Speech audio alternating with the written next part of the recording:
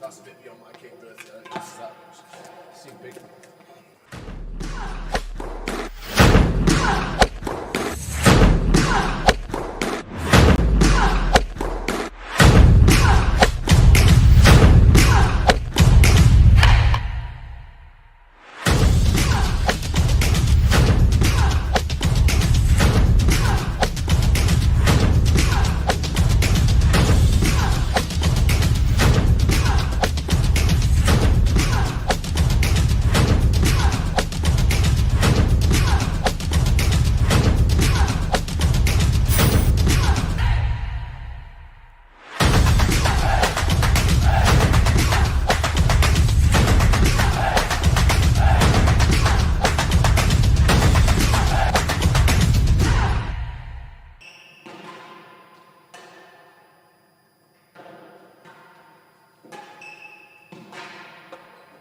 Hello and welcome to the British Amateur 2024, live from the Queen's Club in London. We have two matches for you tonight. This is the first of the double semi-finals. We have matches all of this week. There were some early round matches played over the course of the weekend. Now we get into the doubles semi-finals, the singles quarter-finals starting tomorrow, all concluding in the final for both events on the weekend. So in the doubles first rounds, we saw the fourth seeds James Medlow and Max Trueman come through Charlie de Vries and Mark Vitaille, 6-3, 3-6, 6-2, 6-2. And then Nick James and Richard Elmett got a walkover over James Adrison-Gray and Adam Dolman. Looking at players, the players on court today. Starting with Jamie Giddins, currently playing of 4.9, has played many amateur championships over the years, both singles and doubles. As we see there, British Amateur Champion in doubles 2019, 2020 and 2023.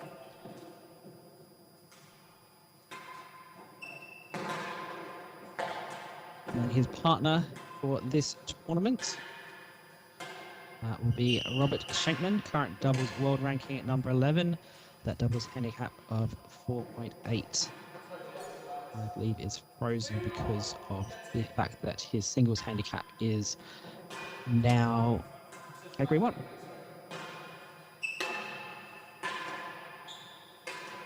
Rob's doubles career made 4 British Open quarterfinals, a couple of French Open quarterfinals, 3 US Open quarterfinals, and was the amateur finalist here last year. Now looking to go one better as the first seed with Jamie Giddins here at the British Amateur. The form guide for this pair, they played together in the under 24s in 2018. That's the only matches they've played together. You guys played a match, right? Huh? You played a match? Yeah, we played And their opponents today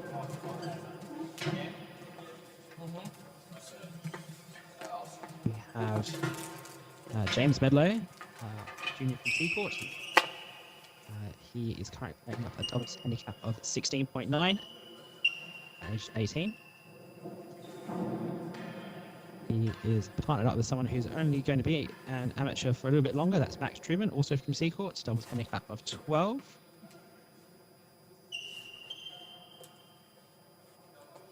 And James Medlow's career reached the semi-finals here 2 years ago. And some earlier matches at the British Junior Opens also here at Queen's Club. And Max's profile, his career.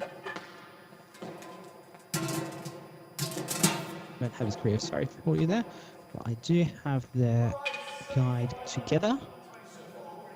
There we go. As you can see, plenty of matches over the course of their career together, including the British Junior Open in 2022. All right.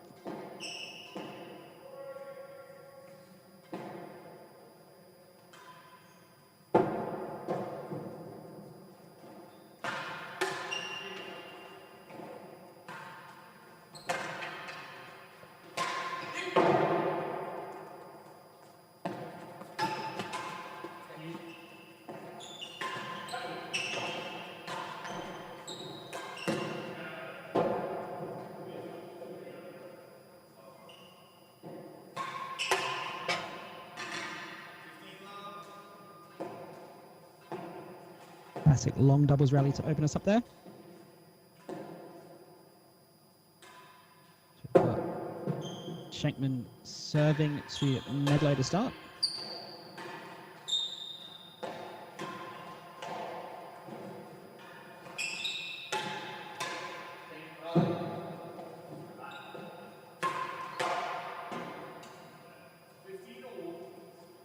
And as soon as Rob gets the shot off the penthouse, he closes out the point.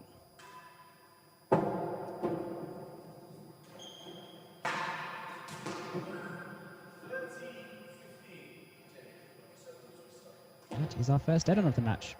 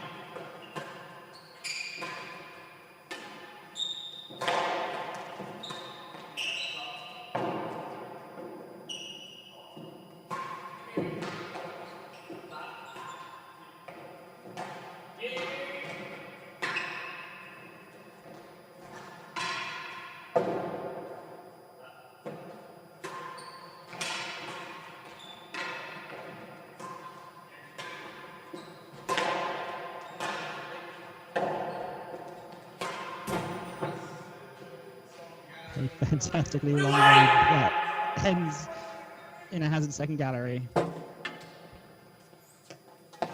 This is so often the case in doubles.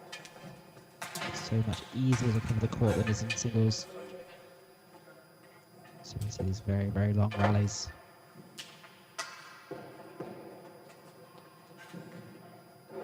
So first chance to see the C court at the service end.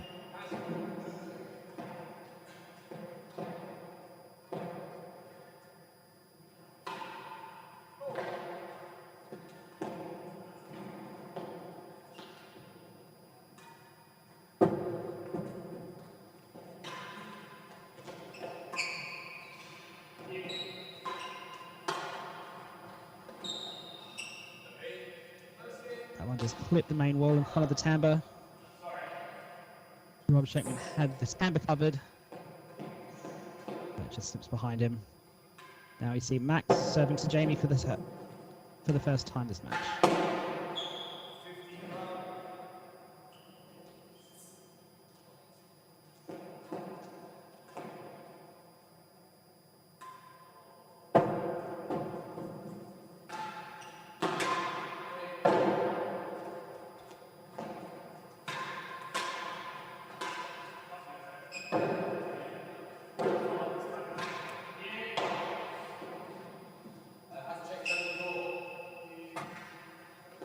Bit of a wayward shot by Max there. As Rob Shenkman leaves that for the hazard chase. Hazard chase.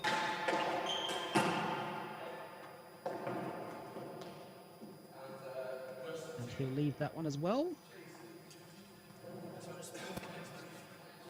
Still very much in the early exchanges here. It will be interesting to see how the number one seeds pair up with each other, having not played with each other much before. Jamie Giddins in the past has played the amateur with Ed Kay, them being a Cambridge pair through their university years, whereas with Max and James played a lot more together down at Seacourt. Right, let's see Jamie serving for the first time this match.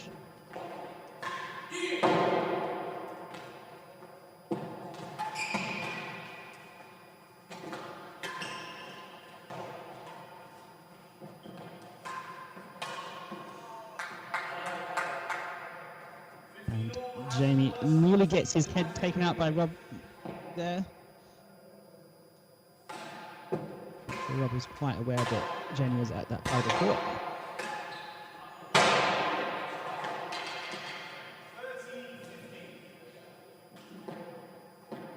Jamie chalks up the first reel of the match.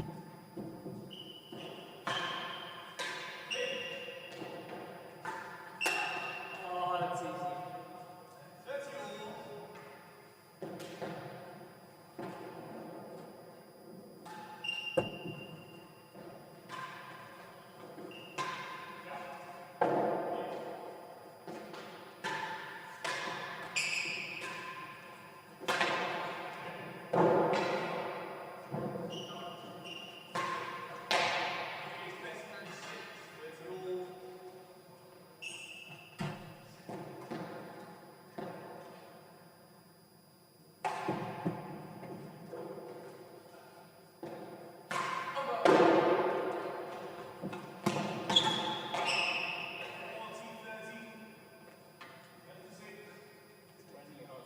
One of the things in doubles, especially at this level, is you really have to take every opportunity that's given to you. Anything that's high up the penthouse, you've got to chase that down and kill it like Jamie did there.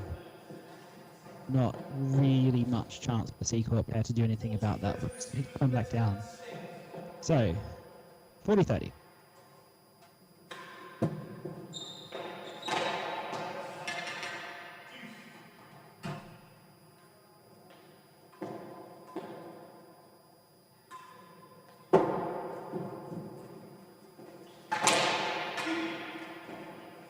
Tight double there.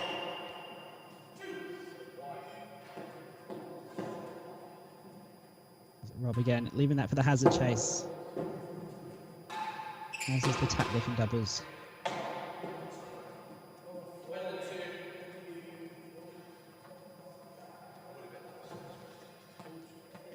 We have two hazard chases, so you'll see a lot of hazard chases in doubles.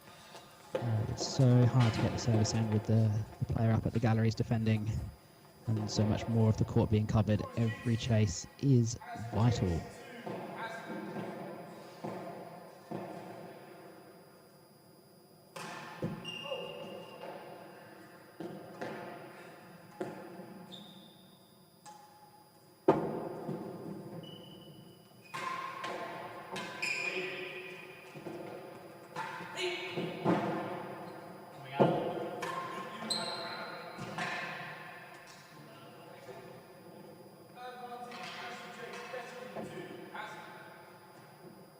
I think it's unsurprising we're seeing Robert at the back of the court.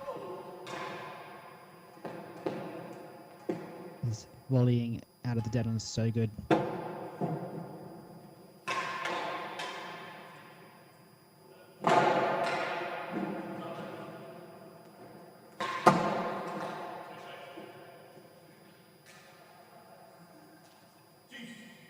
Just as I say that, he lets one through.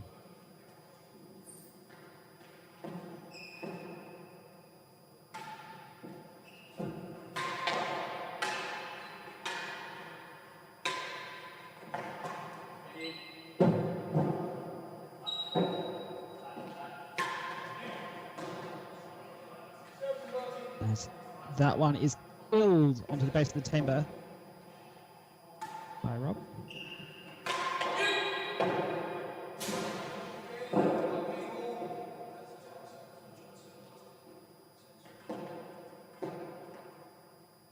So we are 1-1 here. That last ball just going out of court.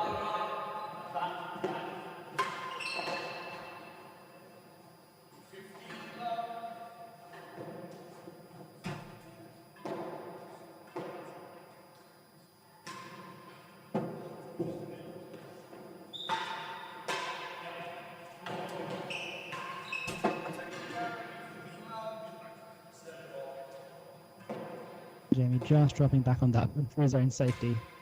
There's so little reaction time given how fast the ball is going.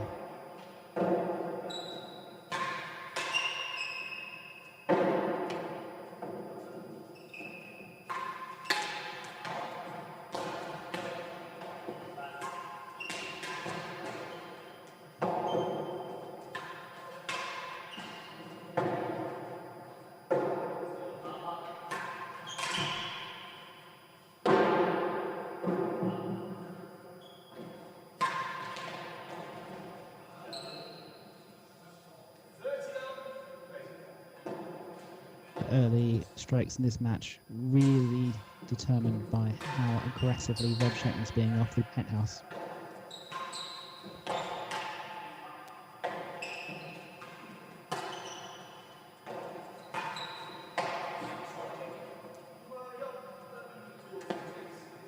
You'd really expect that Max and James need to be really disciplined with that. Can't give too many opportunities for the older pair to capitalise from. And in the meantime, the number one seeds will try and just be patient, wait for that opportunity to come, and then capitalise when it does.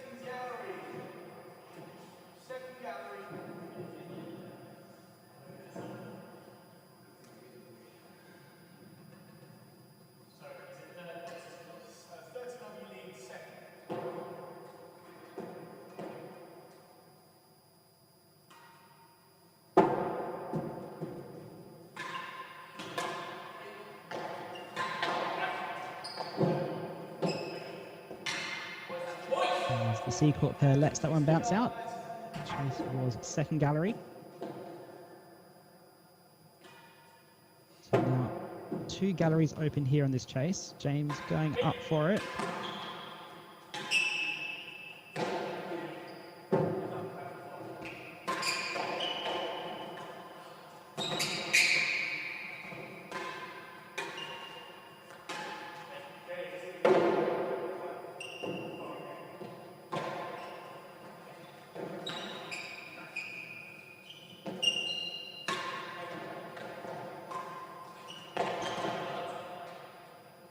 And that is exceptionally well read by Rob Shenkman. Just coming off the timbre and around so many walls at once. We'll leave that one for a hazard chase.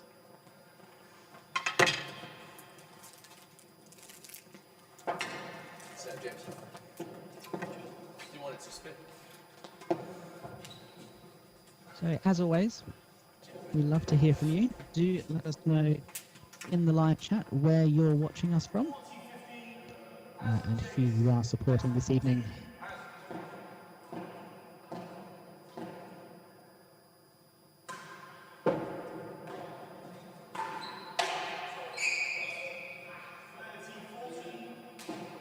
That's really the first volley that Jamie has missed.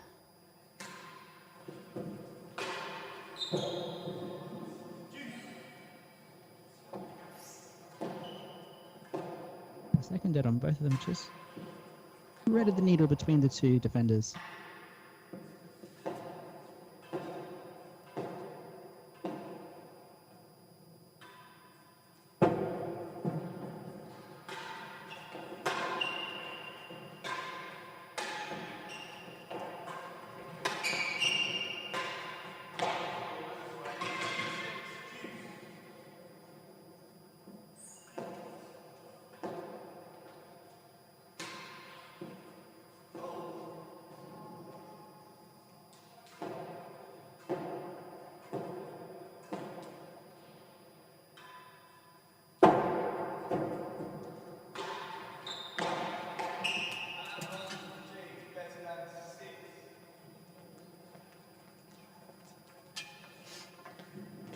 So on the handicap, there's something like a 10 or 12 difference in handicap points between these pairs. It kind of speaks to the level of underdogs that the Seacourt players are, so they can come out here with really nothing to lose. No expectations on their shoulders whatsoever. Just play an aggressive game, which is what we like to see.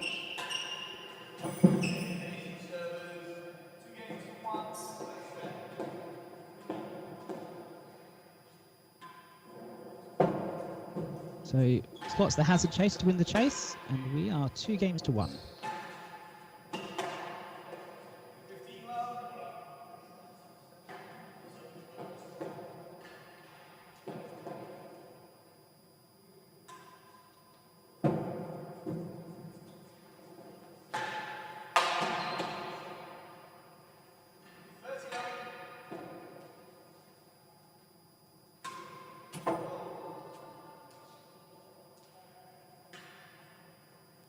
First time we've really seen any power from the number 1 seeds.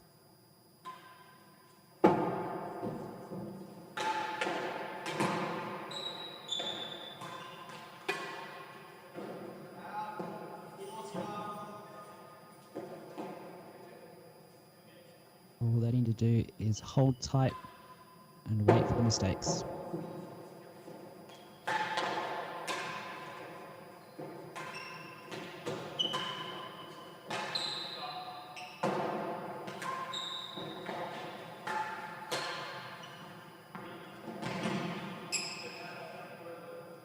Oh, and that's just deceived Jamie. It's just come the wrong way off the back wall. It's a little bit too far up the court from the missed winning gallery earlier in the point.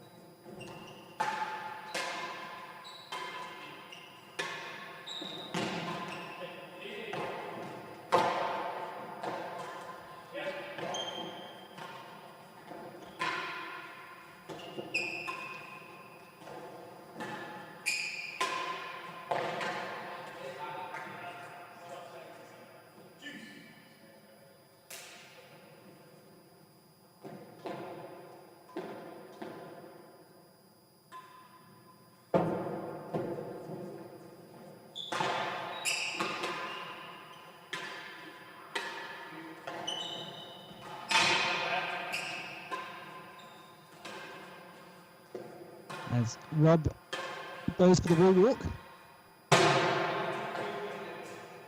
Doesn't help him in the end, but we do love to see a walk. Wall walk.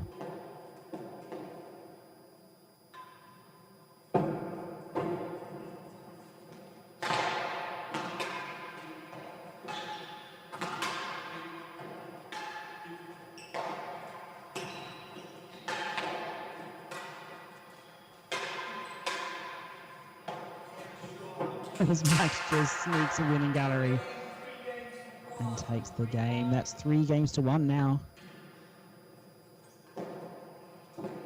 That service end is so vital.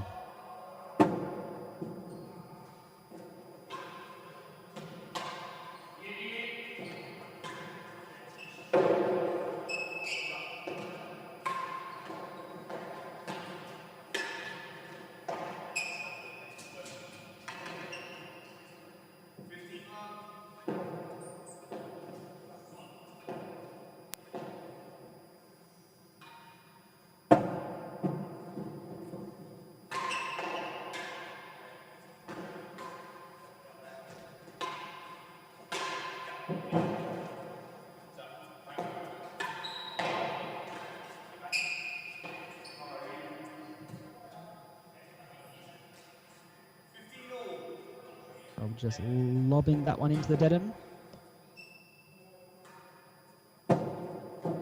Number 1 seeds really needing to find a way to get some chases here. Chases not too high up in the gallery, so first gallery and last gallery are open.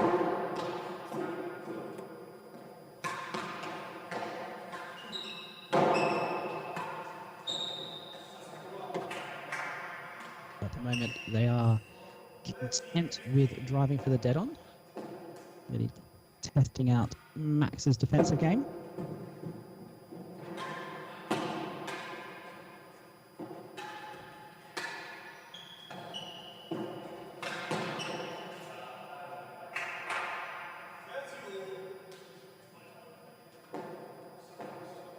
I wouldn't mind seeing them target James a bit more. I think there's perhaps between the pair, he's the weaker player. He's more likely to give a mistimed volley when he's up there at the net. So points now for a 4-1 lead.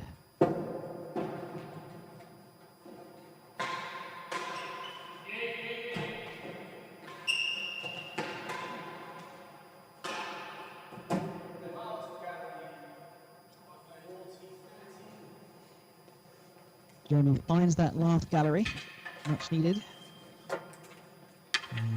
Stem the beating a little bit. Last gallery chase in doubles, you would expect it to go the way of the servers, just because of both players will be back covering the back half of the court.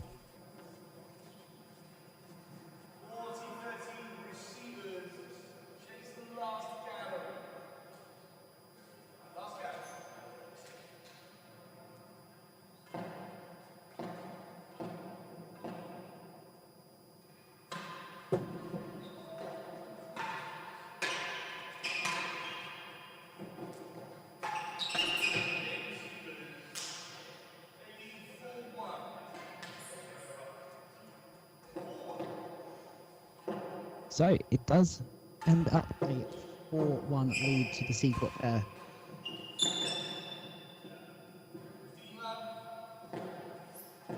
Experience as a pair is reaping dividends.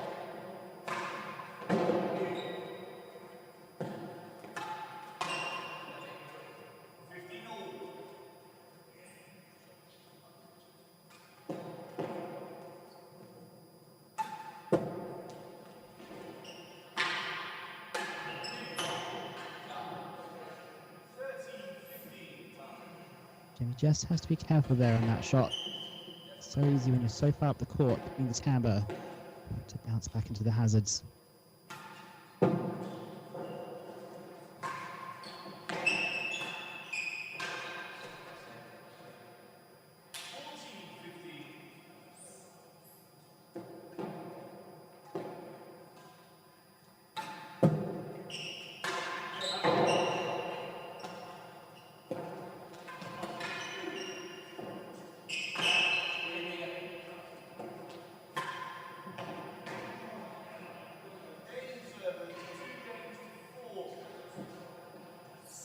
As we see again, that serving and so vital. A very quick game going to the number 1 seeds.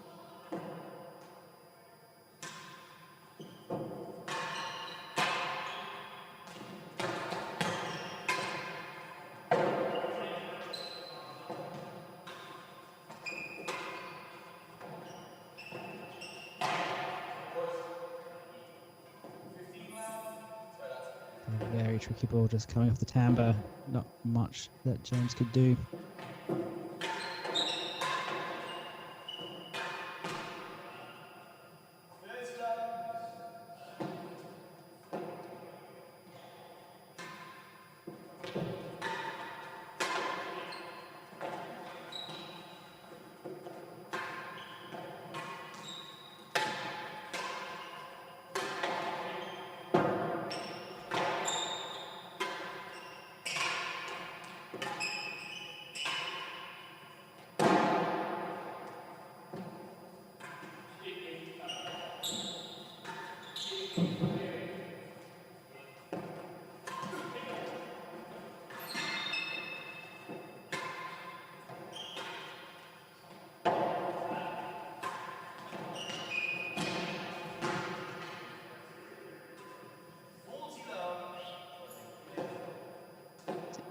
And we really see the number 1 seeds working over their opposition, eventually finding that mistake.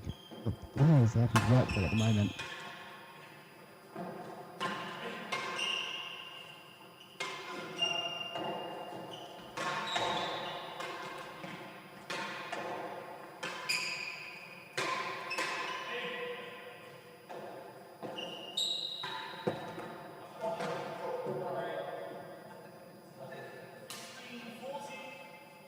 He's just hit Jamie in the shins. That's going to hurt and sting a little bit in the morning.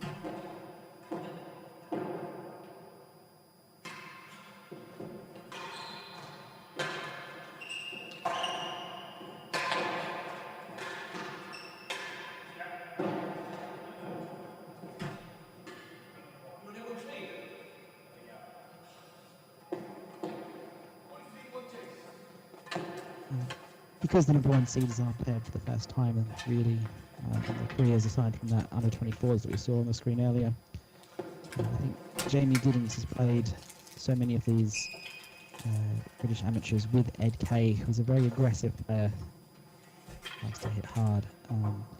And I wonder if in this last little bit or so we've seen Rob Shenkman's aggression come out just a little bit more to prevent Jamie getting too passive.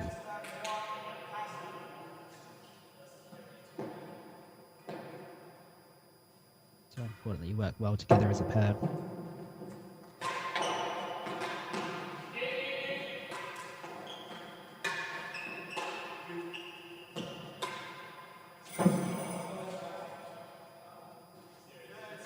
That's a sneaky winning gallery from Max. The chase was hazard half a yard, so he had to hit just that gallery. I guess a bit deeper would have been okay, but couldn't afford to hit hazard second there.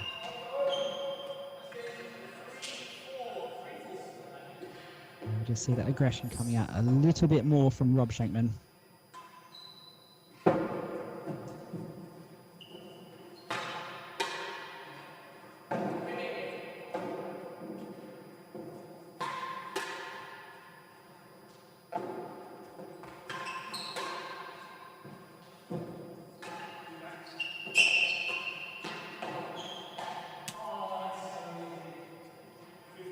That got a sneaky extra bounce as he's coming down off the high side wall. Ruined Jamie's shot, and hence they lost completely the momentum in the rally.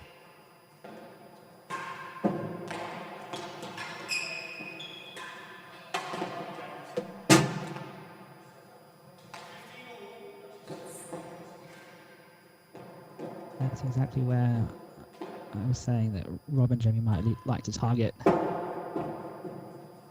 James's volley stuck with the net. Really try and test him out there.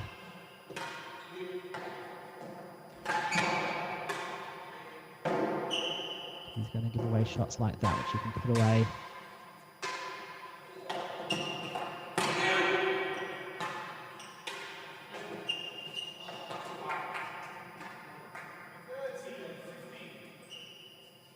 That one's just bowled in middle stump.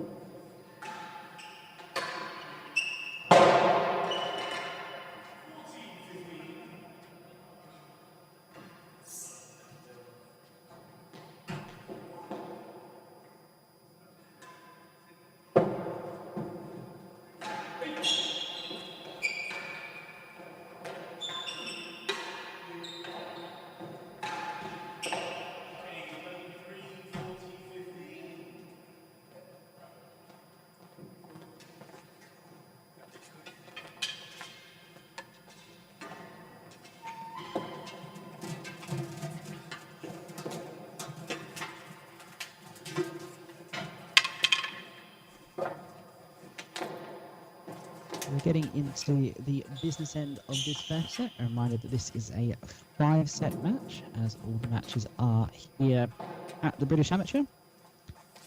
One of the few tournaments on the schedule where it is played best of 5 sets. Other ones in this country at least include the British Open and the MCC Gold Racket.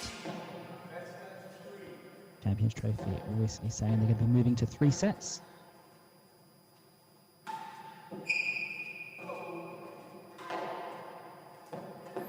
The US Amateur is only 5 sets at the final.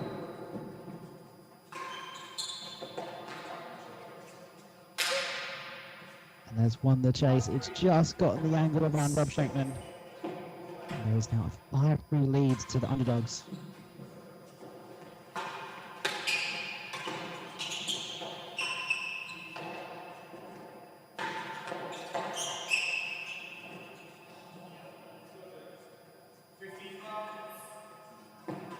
all to do here now for the servers to try and recover this first set. I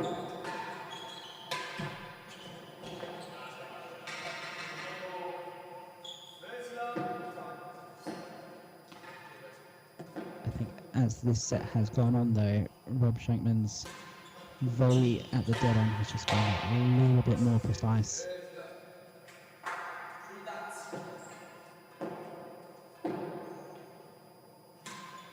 A little bit more accurate, not so much going up onto the penthouse.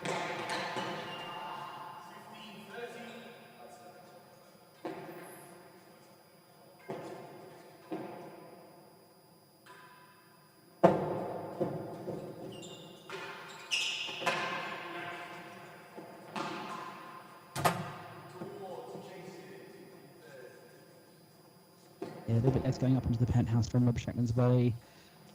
Really trying to turn that into an aggressive shot, playing it, breaking it off the main wall where he can, just to try and find that variation.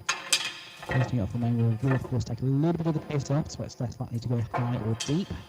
And give it a bit more spin just to make it a little bit harder to play, a bit of swerve through the air, a bit of spin off the ground or the back wall.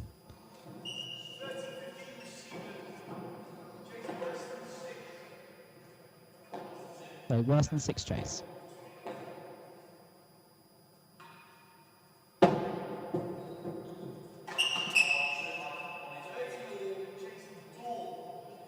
Rob Shenkman really trying to hammer that cut volley on better than the last gallery chase.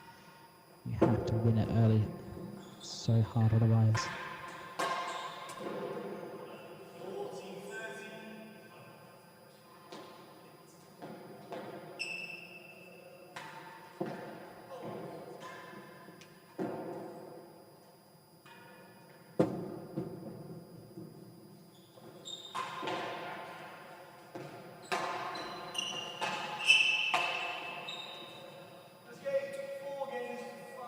Yeah, Max too far up the court for that volley.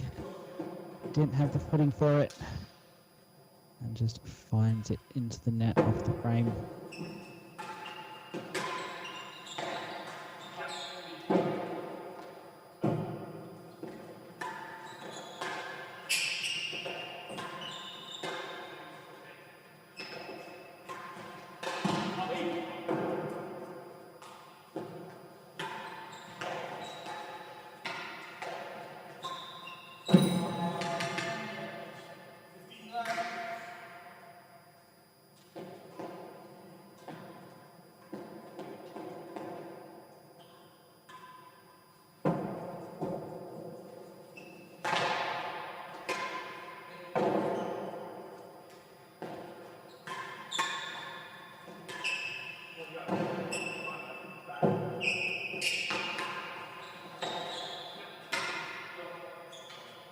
James is playing that up position very deep at the moment. Only going up when absolutely necessary. Whereas the other player, James is up around that secondary a lot more. So you're much more likely to concede that second gallery chase, because James is only really playing at around that last gallery line unless it's really obvious that the shot's on.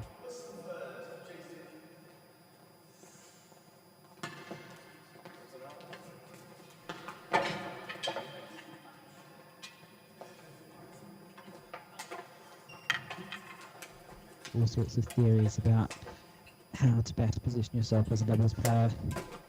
You're going to go out there and be the target. You're going to kind of play a back and forward role along that service wall side.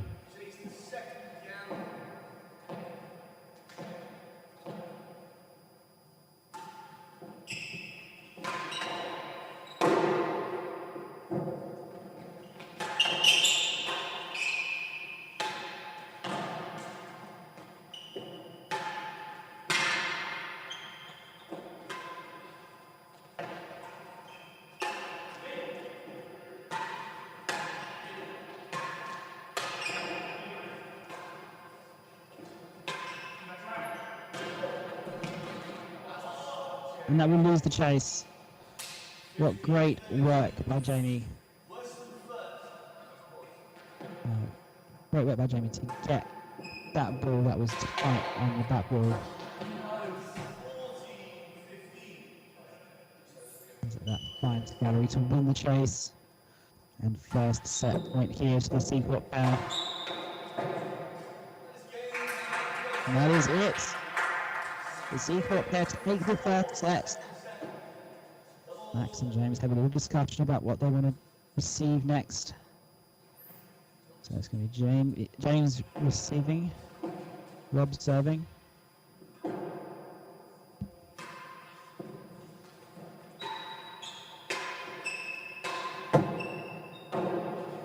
Oh, that's it, double bando. How often do you see that? So it's it, gallery bando, then on bando, and bust out for a chase. That's crazy.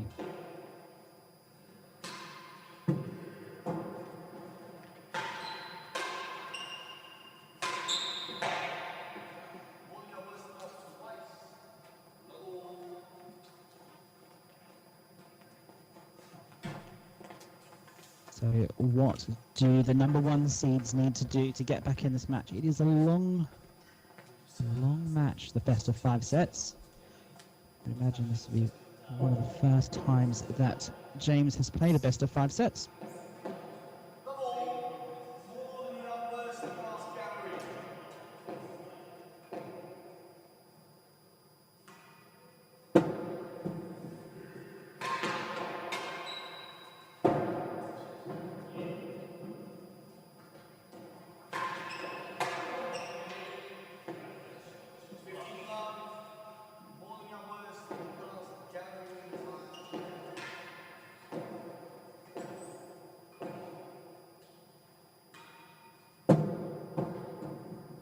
So another chase of more than no out worse.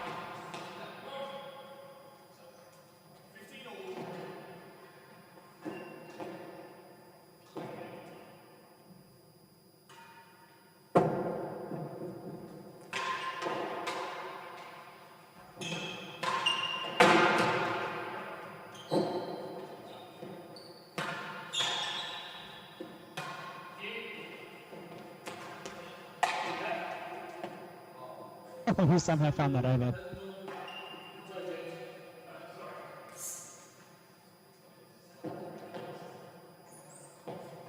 He's put his frame out there more to defending herself than anything. And is to get the ball over for a hazard chase.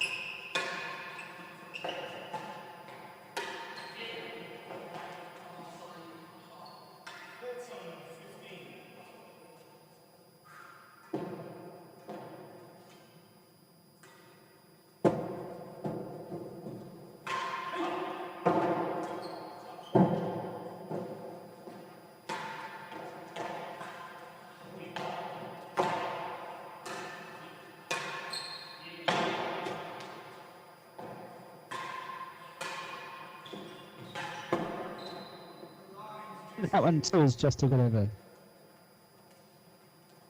Of course, in doubles, it's almost the case that conceding a hazard chase is worse than losing a point. Just such is that value of that service end.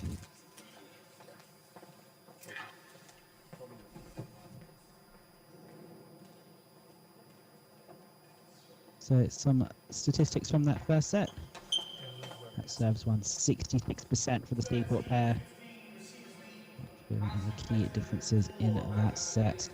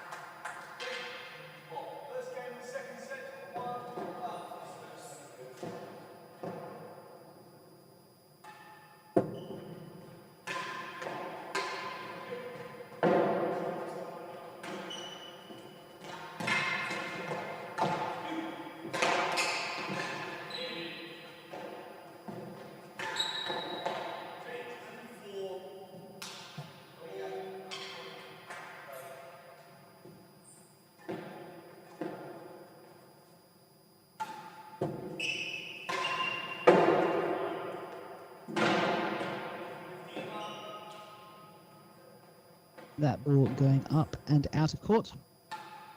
Just wonder if Jamie needs to insert himself into the game a little bit more. Robert's having to do everything at the back of the court.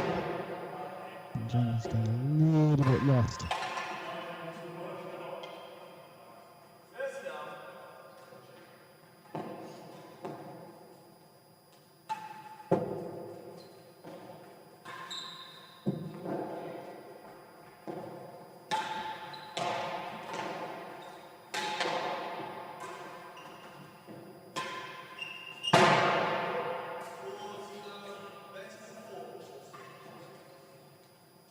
And a much needed grill there for Will Shenkman. Albeit with that better than 4 chase pending, it's still a bloody way to win this. Set down, game down. These pairs still trying to figure out how best to utilize each other's strengths.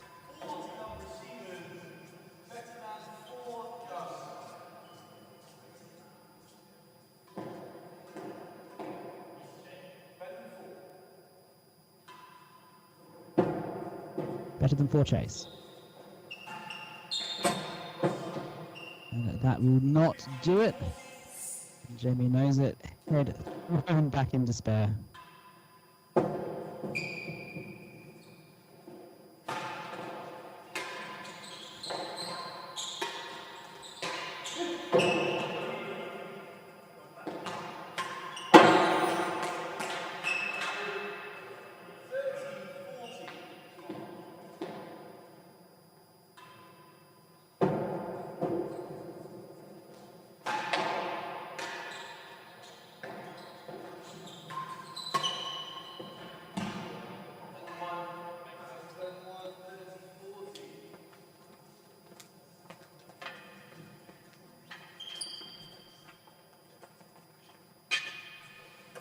So once again, we see any opportunity that Max is getting at that front of the court, he is nailing that winning gallery.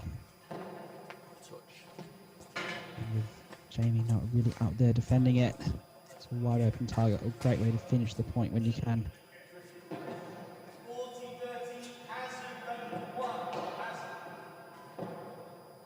Hazard chase now. Drag serve.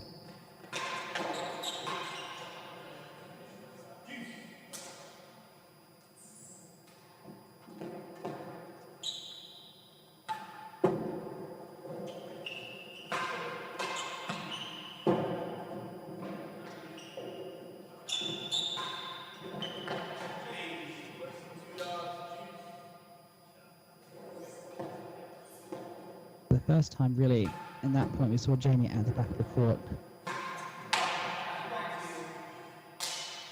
That point as well. So they are trying something different. Jamie at the back now as well. Hasn't really worked out for them those 2 points. It can be a bit tough sometimes when you've been up at the front for so long, coming back and being in the rhythm of play, but for someone of Jamie's standard, you'd expect those balls to go back over the net.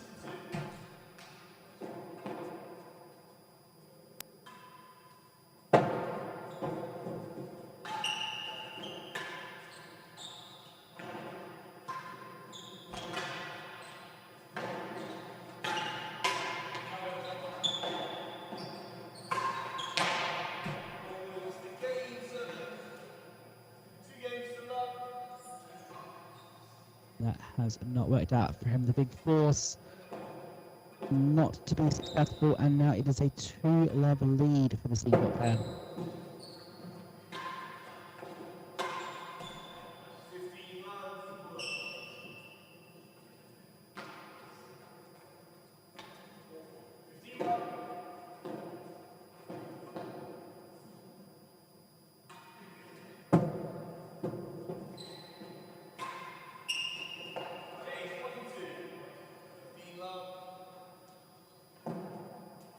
Very rare short chase in a doubles game.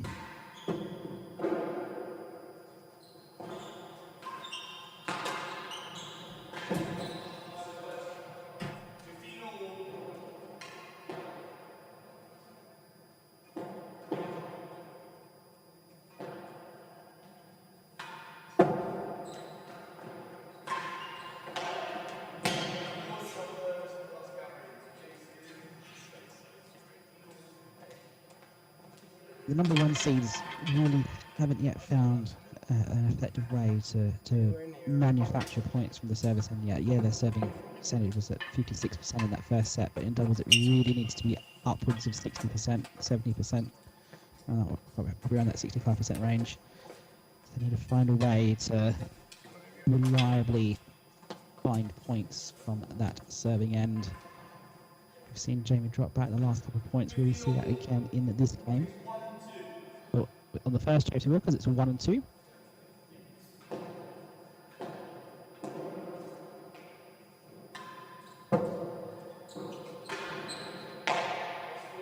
That's that one go. So, more than a yard worse chase.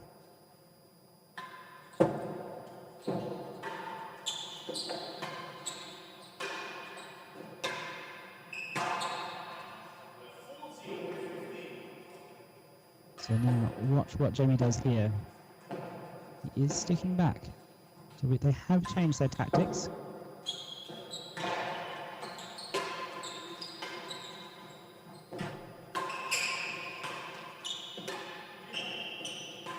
Of course, he's going up when the ball is in that goal corner.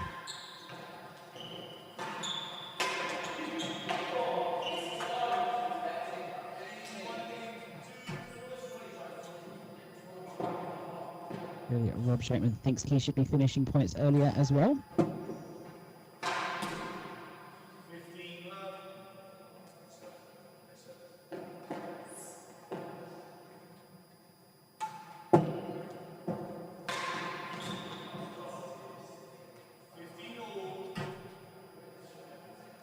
Yeah, that dead on there, which has split the two. That's probably the reason why Jamie perhaps should be playing back a little bit more just as the point starts, because it's got them a couple of times, as James does well to get that one that bounces off the net.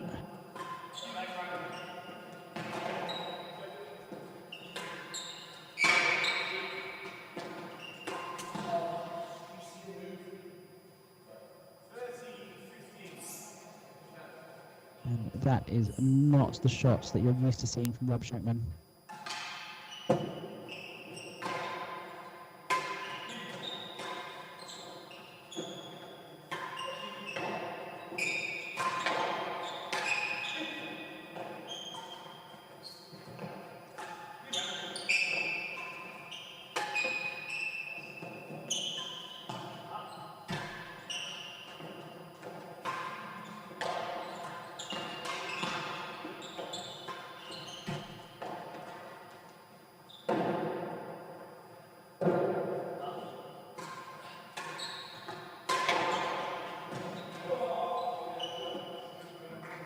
Oh, what a fantastic point. Rob very in the end, but he had to work for it. Max Ump defending the winning gallery pathway through that.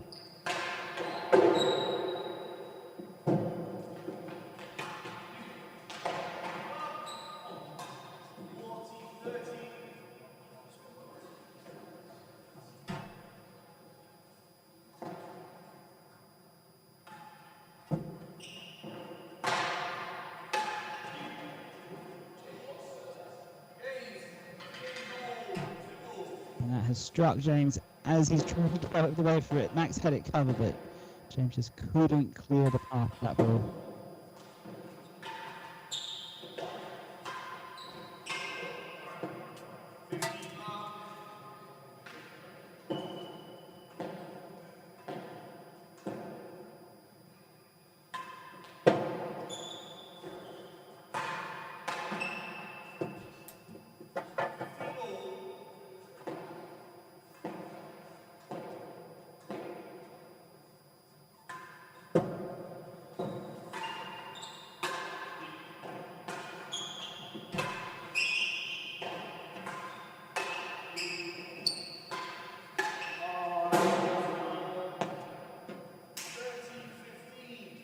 I do like this approach from Jamie a lot more, where he's staying back at the start of the points just to stop that straight force from running between the two of them.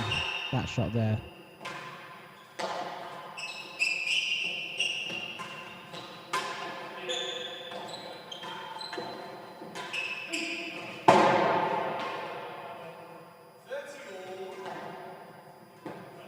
that rally has gone a lot better for the number 1 seeds compared to how it was earlier in the evening.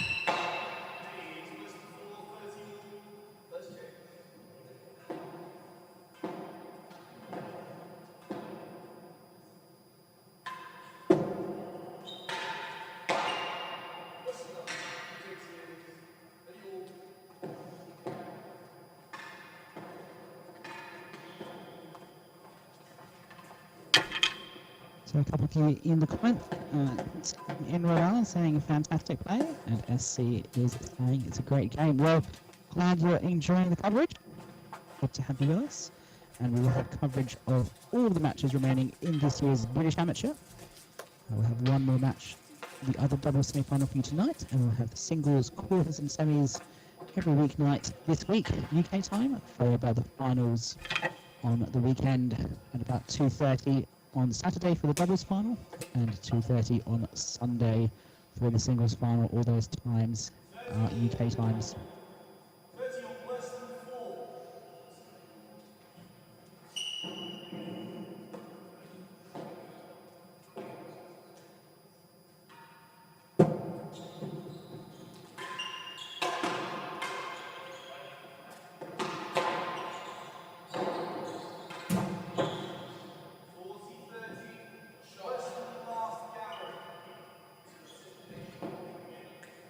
I'm still not happy with the way that he's playing.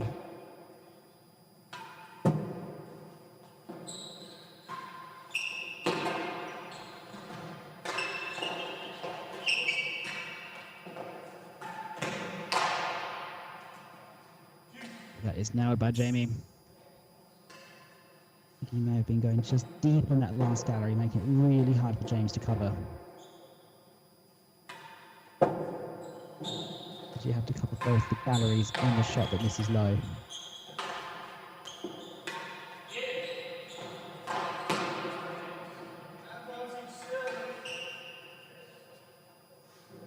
Once again, that angle around the tambour proving it too much for Rob. Again, he'd normally expect to be getting those shots back, especially in doubles.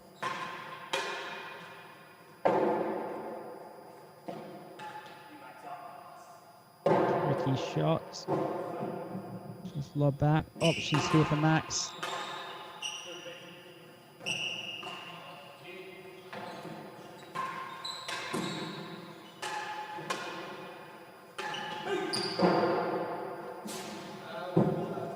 She's gone out of court.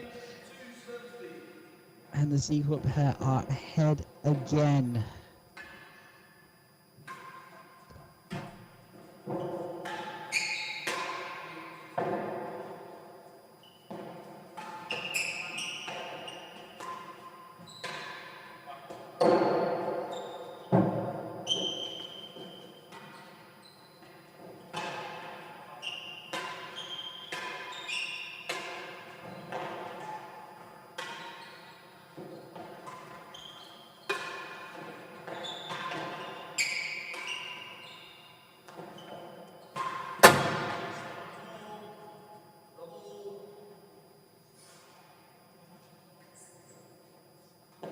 I wonder if number 1 seed should be targeting those long gallery chases a bit more. James is leaving them open, and there are plenty of options to pick them up.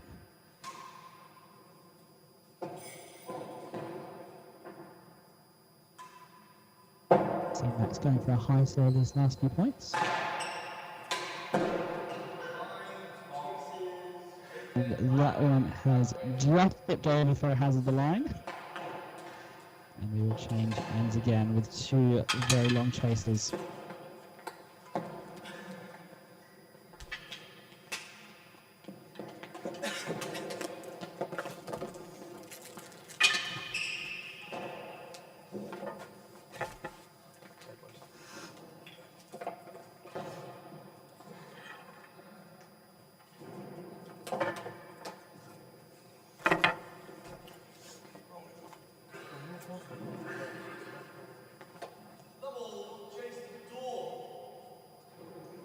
Taste the door.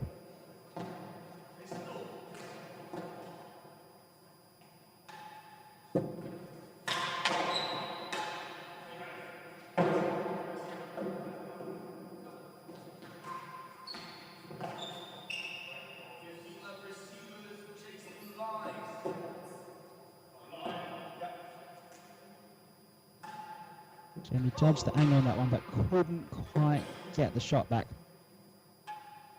He's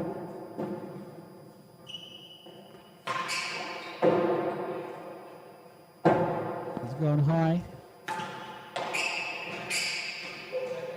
James was up, covering the hazard galleries, and couldn't get back for the shot off the tambo.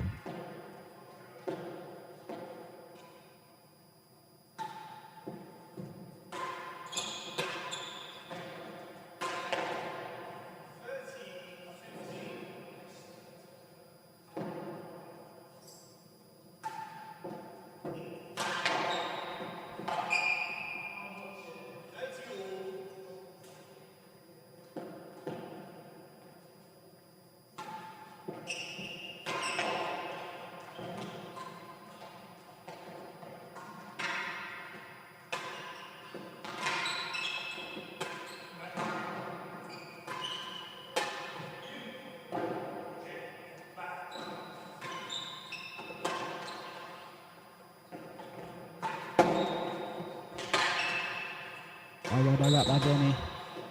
Oh, he can't follow up.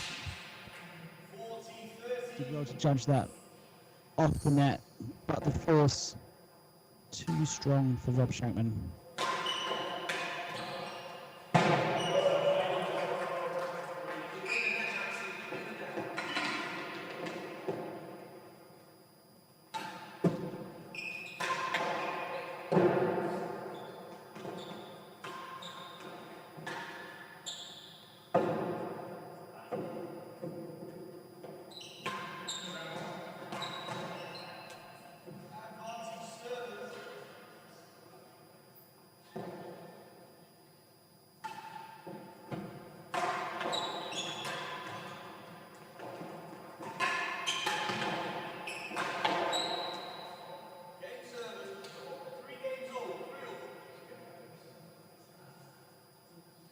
So we have 3 games all here in the second set. A reminder that this is a best of 5 set match.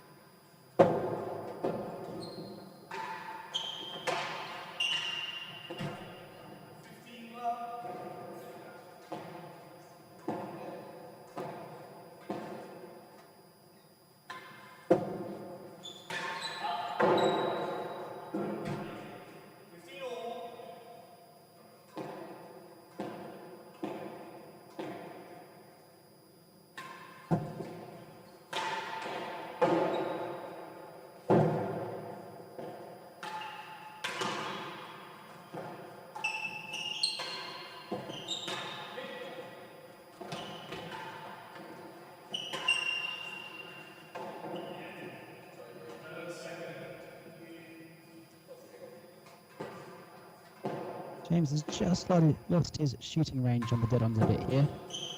You going high into the penthouse.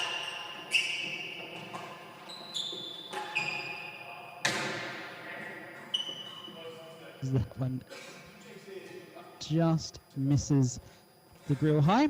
And 2 chases. Definitely the number 1 seeds are gelling better as a pair in this set.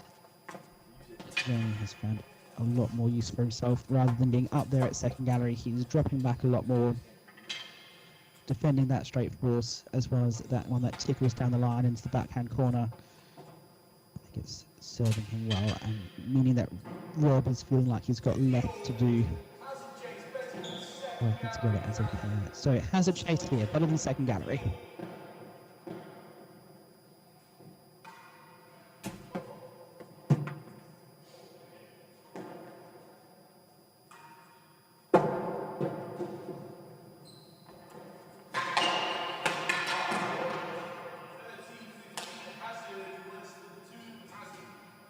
Almost had that cut off. It was the right angle there from Rob. Very hard to defend that on a hazard chase.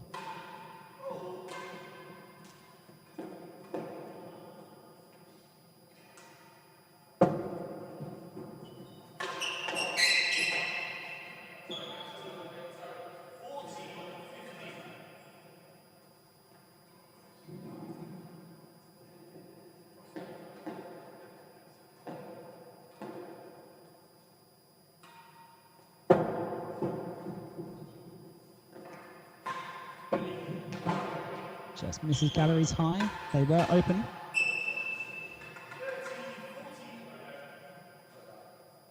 And the body volley for Jamie does not go over the net.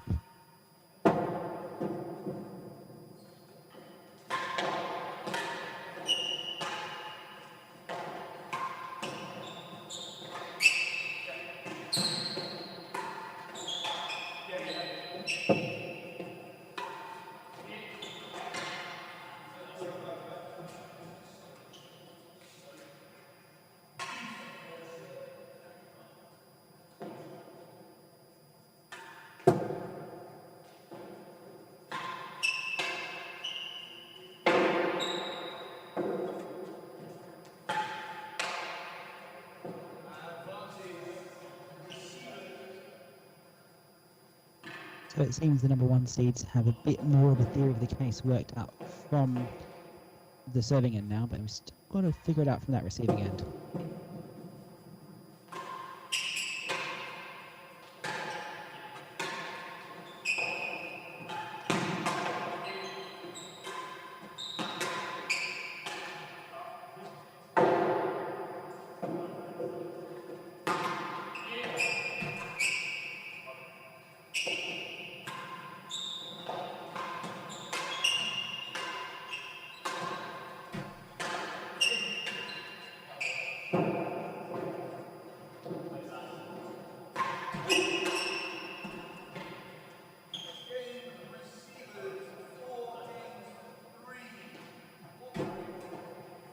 And so the number one seeds are now ahead for the first time in this set, and for the first time at all in this match. They were behind all the way through the first set as well.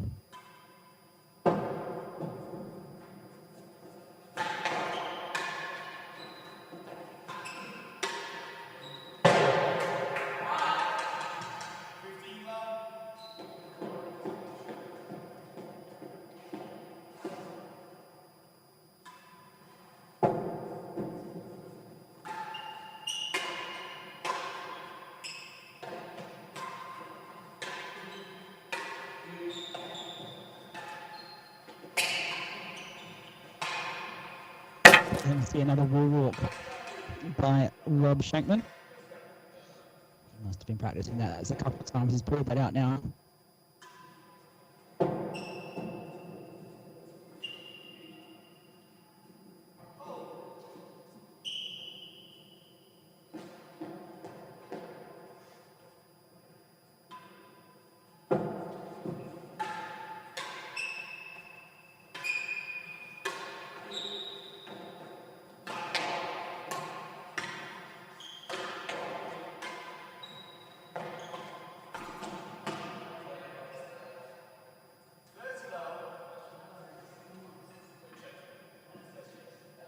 Rob won't be happy with the way that he's been playing. He holds himself to such high standards. Every mistake he makes, he feels deeply. Let's move on to the next point.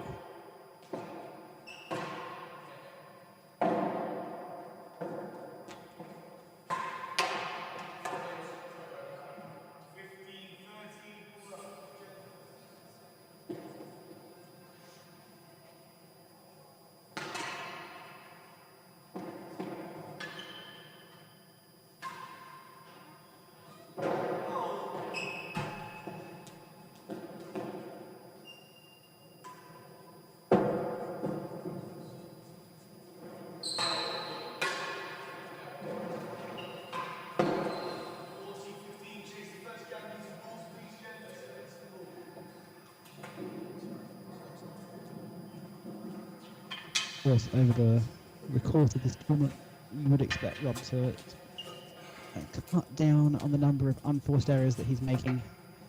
So just get used to being back down here in London, away from his usual home court up at Manchester, or even playing practice courts at Leamington or Bristol with Lewis and Ben. And you'd expect that he'd need to cut down on that as he approaches his trip to Philadelphia for the US Open, which will of course be live streamed on the USCTA YouTube channel. So do check that out and subscribe to them. That's of course starting in about 8 days' time on Tuesday week for the first of the qualifying.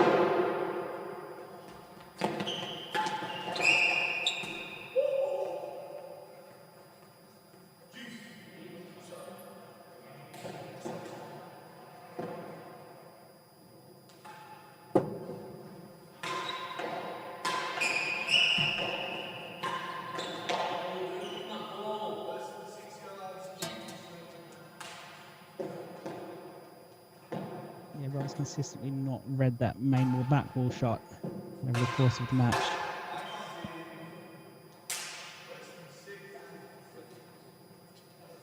He's been too deep on it and not being able to attack it and aggress it as much as he would have liked.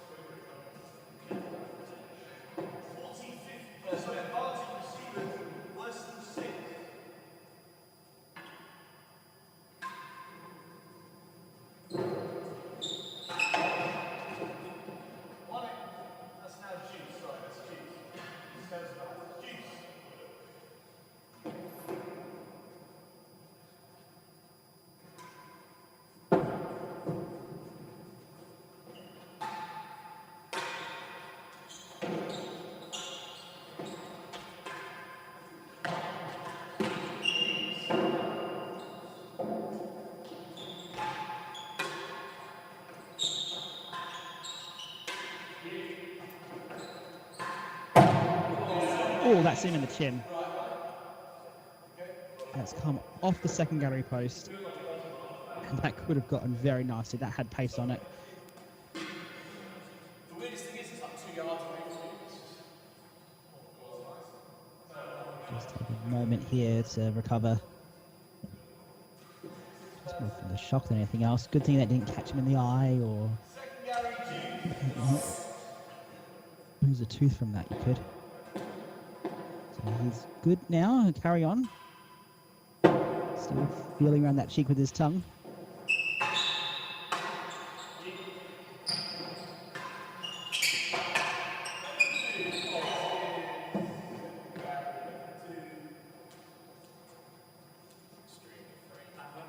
So ball called down by Neil McKenzie, the marker.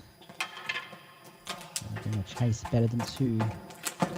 Yeah, the other thing with that ball that came off the gallery post to James is not generally, as we see, a embrace from Rob in apology as he walks past. He's not generally facing that direction when the ball comes off that post.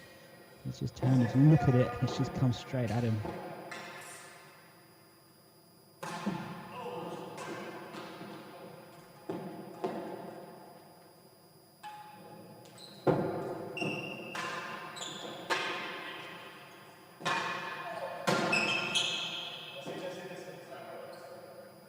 That one has hit the back ledge of the dead on, so it counts as in the gallery opening.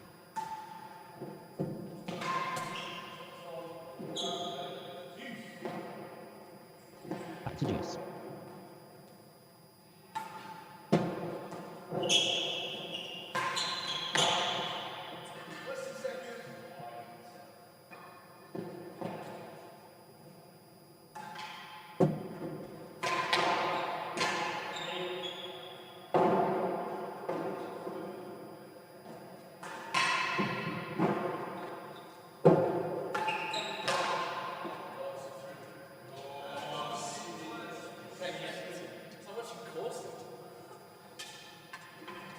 So comment from there, from Rob Shenkman, it's like watching Corsten. That's Ben Corsten, the World Rackets champion and pro pickleball player. He's referring to the fact there that Max is boasting it all around like you would in rackets. And boasting off both of the balls there from Trueman.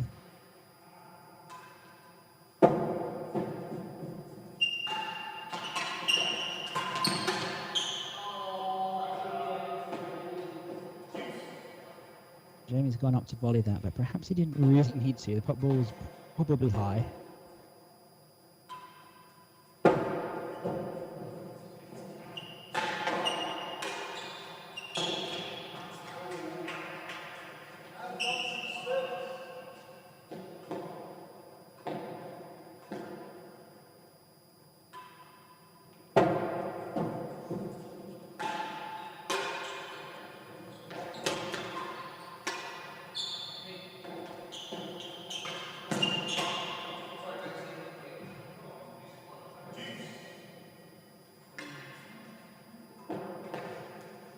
So we see a big juice here in the 8th game of the second set. It is tight out there.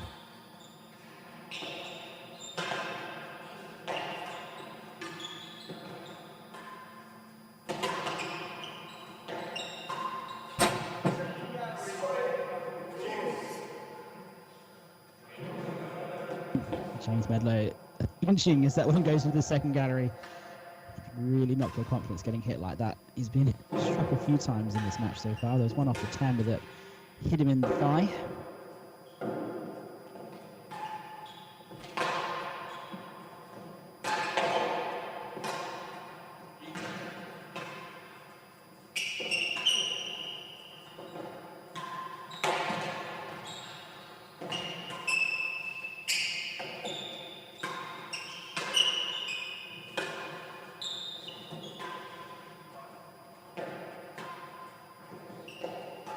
Max goes for winning gallery again.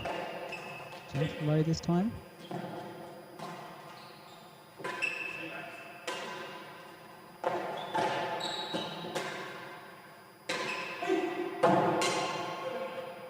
And now an opportunity. And that ball is too good, and it is out of court. Chance here back to level up at 4-all. Now, that ball that hit James, he's probably standing now a yard or so further back than he was before. Just that knock of confidence, that brain not able to tell you to get up as far as you were before. Just take away some of that fearlessness from it. That's good.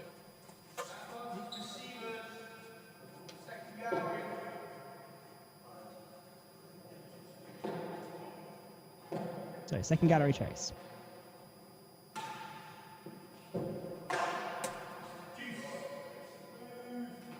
And we are at juice again. The 6th juice.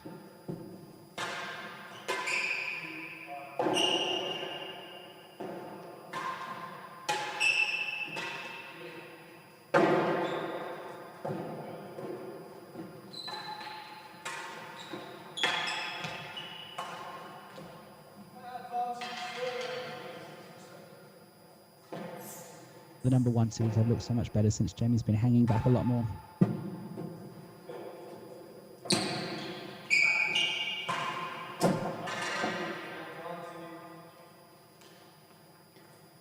It's just brought him right into the game. It can be hard sometimes. You get perhaps a slightly stronger player in Rob Shenkman. That's not to say that Jamie is in any way a weak player.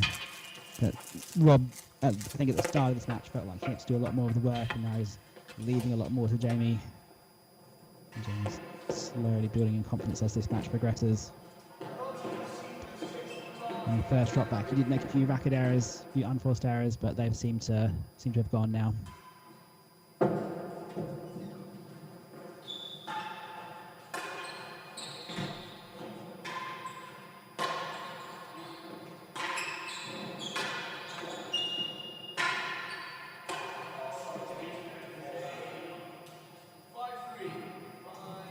And finally, we have a break from the juices. It is now 5-3 in favor of the first seeds. A little word between them.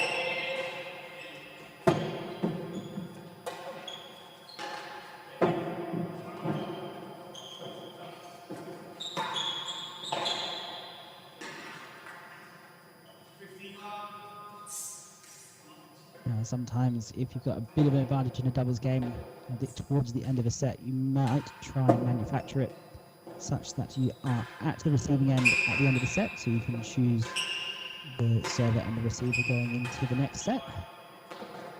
That was 5-3 really. It's 5-3 really the margin at which you can do that.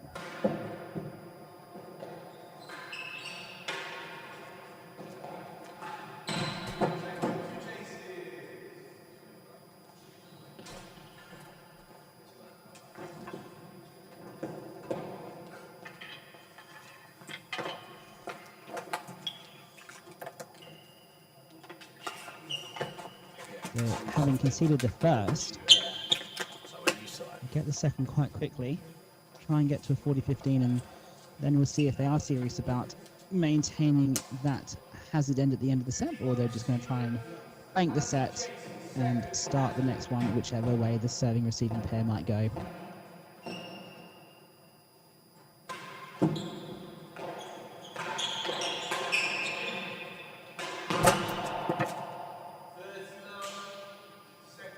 There's an excellent flying follow there by Max Trueman. Looking off the post, he races across mid-air and slaps it into the galleries to win the hazard chase.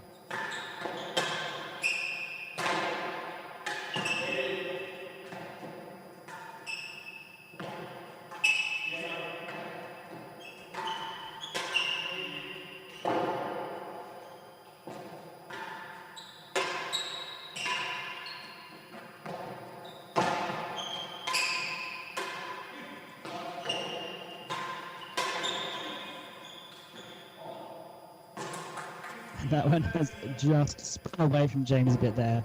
It was all lined up to take it, but it just had that little bit more spin.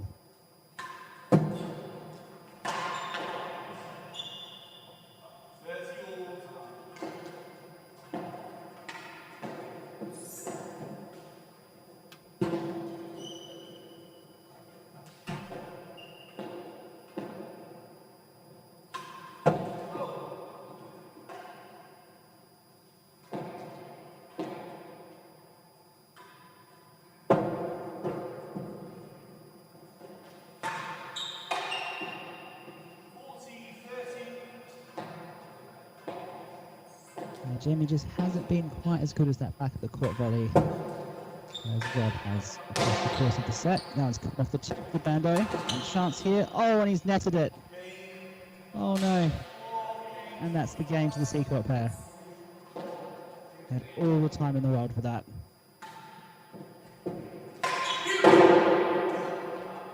Goes again. Just leaves it this time. That's hasn't. Sorry, chased the line.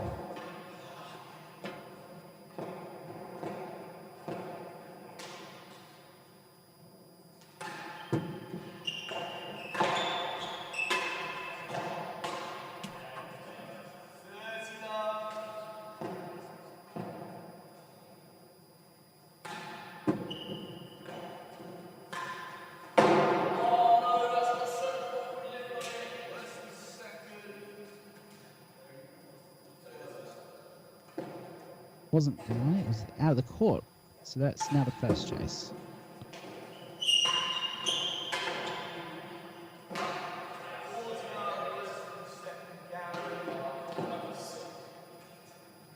So now, set points here. They have what they were perhaps discussing. Again, we'll go set points at the receiving end.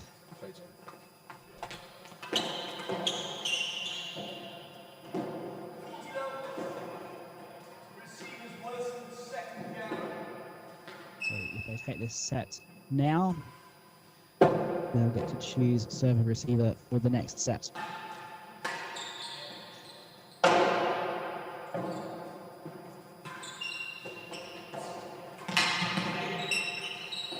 Get up.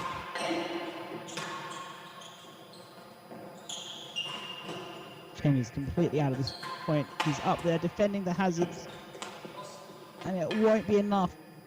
The frame volley does not beat the chase.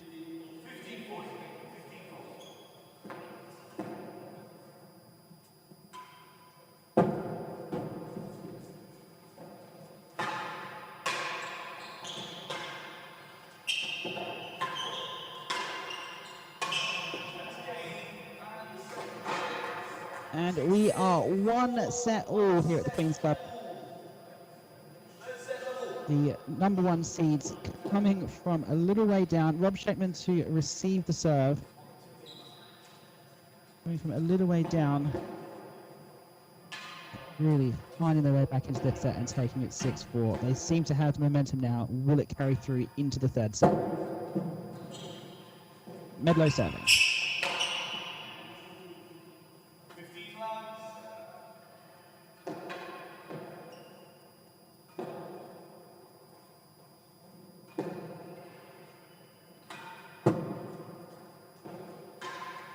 Very close to a fault on the roof there.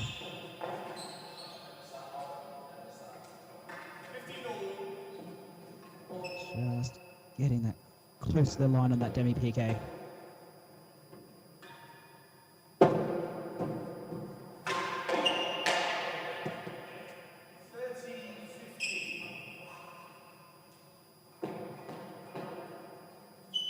Look how close that points one statistic is. 73 to 72 at the moment.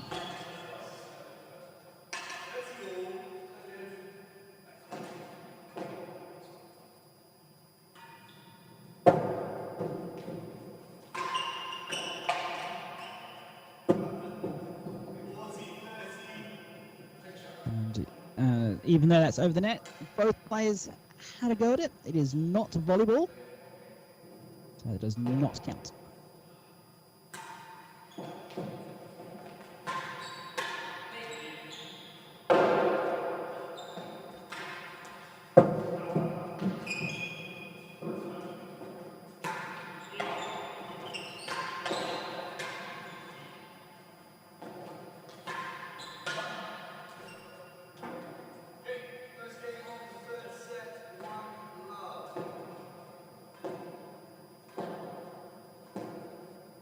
So it seems as the momentum is all with the first seeds now. They take the first game of the third set. There's no way to go in this match.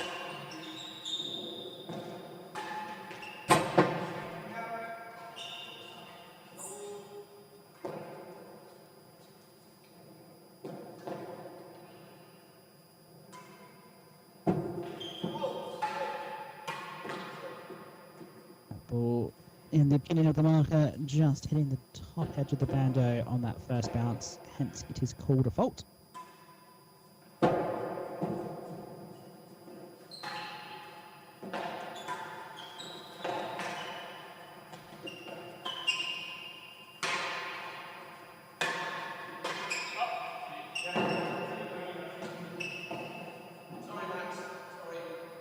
And that ball is bounced into the dead on.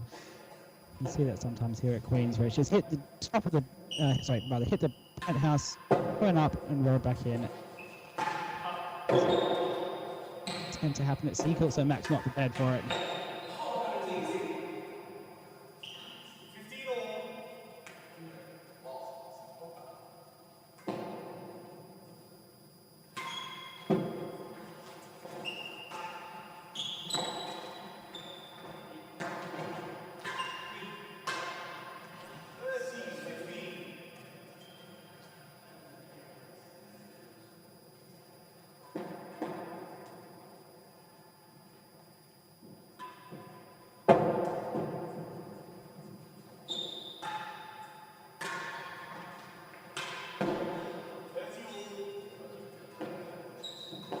Again, Rob Shenkman is his own harshest critic. He's not happy that he's missing that ball. Hates every unforced error.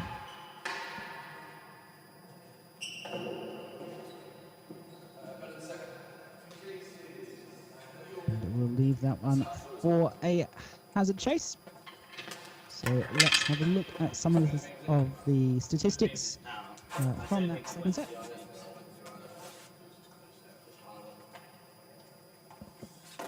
So 46 minutes for the set, and you see that serves one statistic has turned around.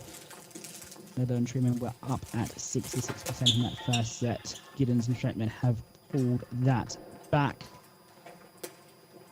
Still very, very close. Also serving more, Giddins and Shenkman.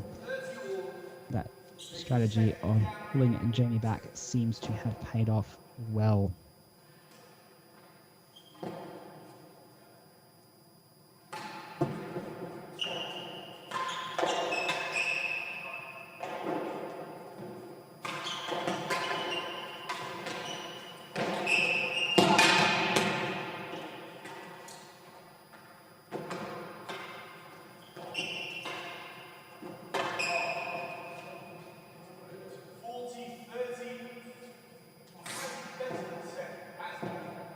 So hazard chase here, better than second.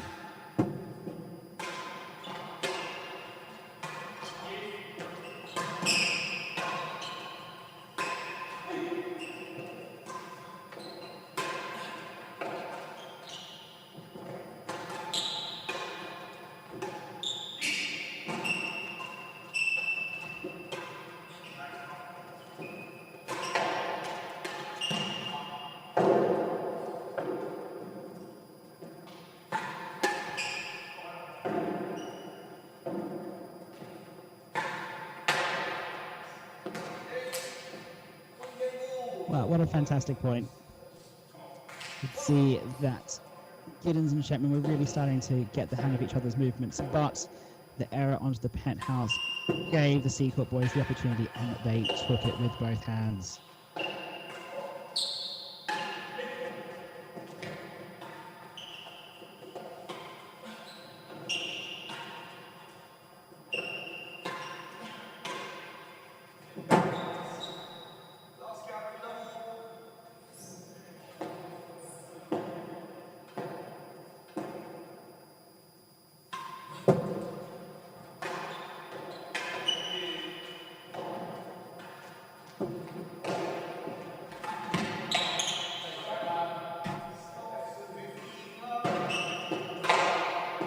Great reaction there by Jamie, running that one down off the bando. Not a lot of time to react. Getting a good shot in.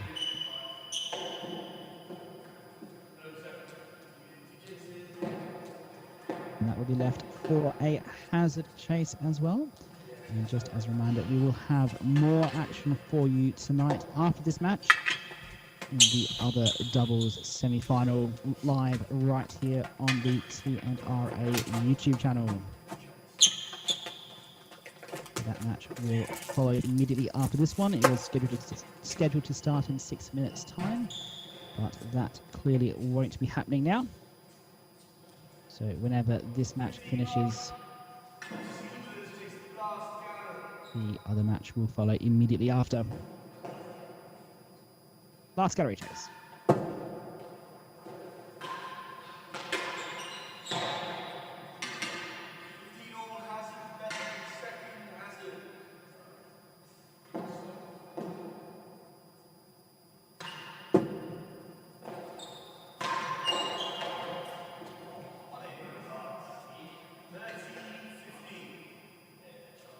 And a further reminder that the finals of the British Amateur Doubles this year will be held on Saturday, this Saturday at 2:30 p.m. UK time.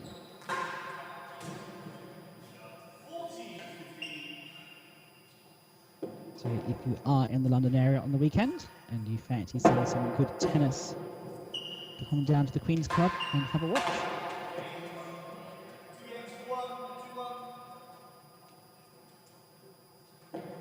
There will also be the singles final on Sunday at 2:30 and other matches of the singles draw all throughout the week this week at Queen's Club. So again, if you're in London, Fancy watching some great tennis? Go and have a watch. There is no admission charge for the viewing galleries.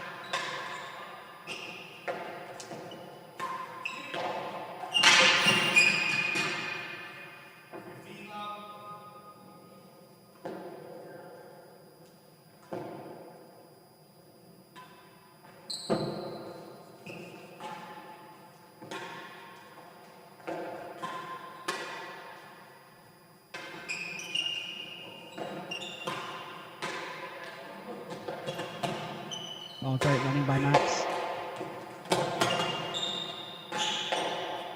Running by James. Not up called. But they've covered the court excellently well there. Yeah, Giddins. I'm not sure I'm good enough to hit dead on from there. The ball's in the net. Choice. It was great to see the youthful energy on display. All good fun. Both players picking up at the end of that rally, right up in that galleries. Any additional shot would have been wide open. But the way they played that, you wouldn't doubt them to go back and collect it.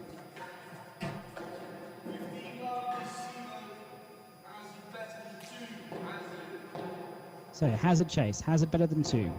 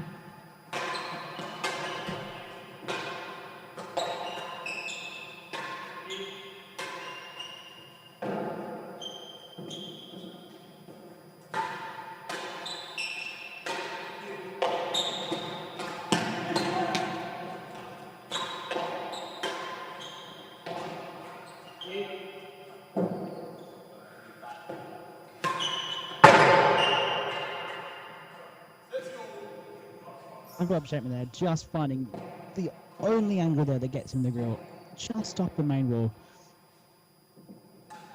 Really easy to forget sometimes that because of that wall there, the grill is essentially twice as wide. You can just hit the grill, or you can hit, essentially there's a mirror grill just to its right as you're looking at it. Anything in there would bounce into the grill, so it essentially doubles the width of the grill, the same way that you can double the width of the dead on by hitting a main wall force. Sometimes it's easy to forget that fact.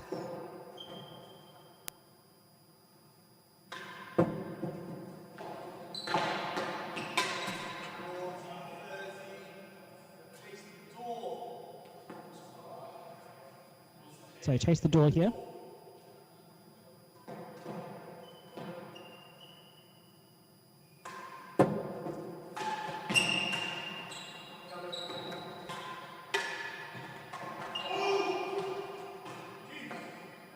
So interesting there that Rob chose to cover that up for 10, but that's really Jamie's ball, but Rob feeling he has to do way too much and then not in position to get that next shot.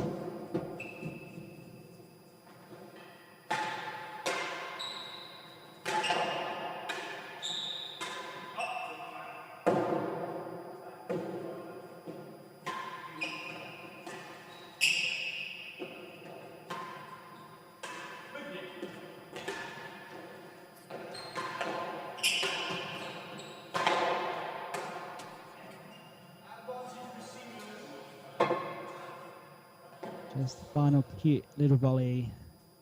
Not quite enough.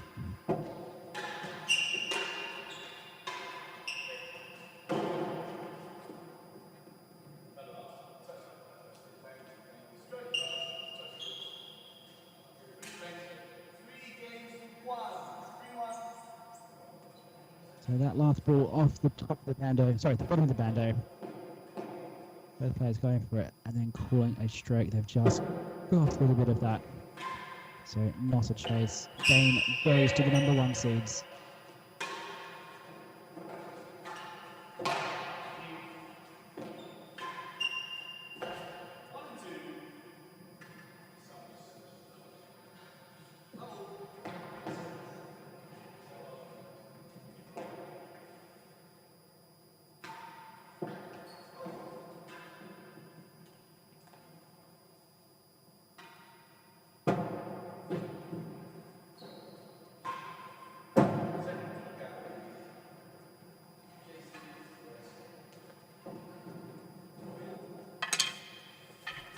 As I mentioned before, Rob Shenkman is off to the US Open in a short period of time.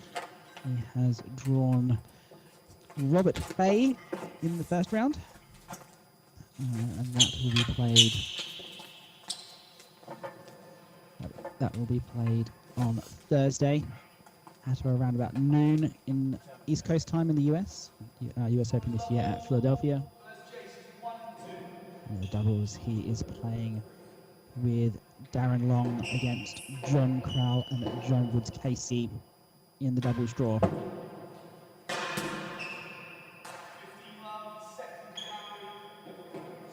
believe he's the only one of players here at this year's British Amateur who are heading across to the US for the US Open.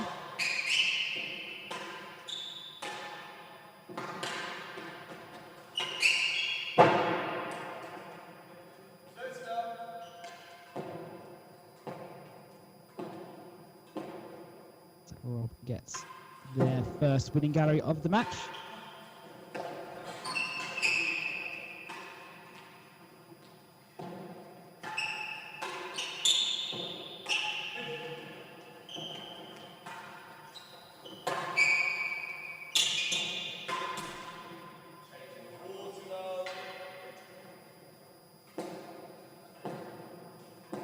This time really we're seeing some unforced errors in Max's game. He's been so solid this whole match.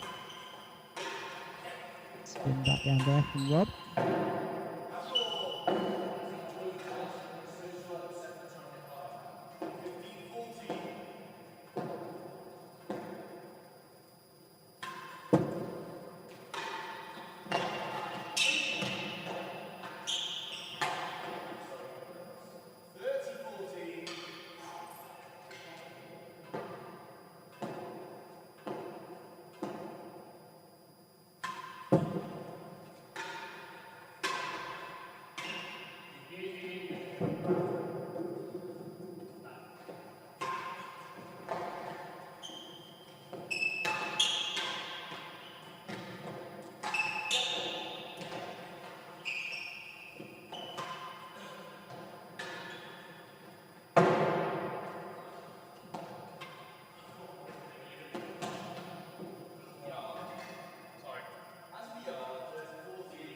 Just sneaks that over.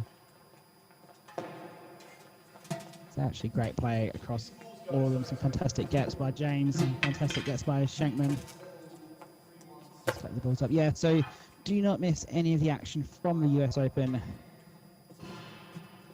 Starts with the qualifying draw on February the 20th, just 8 days away. Jam-packed qualifying draw this year. Some great up-and-coming American talent, like Noah Moats, Henry Smith. Good to see them in the qualifying draw. Freddie Bristow, first seed of the qualifiers. Josh Dodgson, great to see. Some very tight matches. Queen's Club's own Neil McKenzie heading over there for the qualifiers as well. And a action-packed main draw. So many of the world's top 14 straight through. All we're missing is Chris Chapman now that is retired from singles, sorry, from international play. We've even got Rob Fay playing in the singles once again, even though he said that he wasn't going to be playing any more singles matches.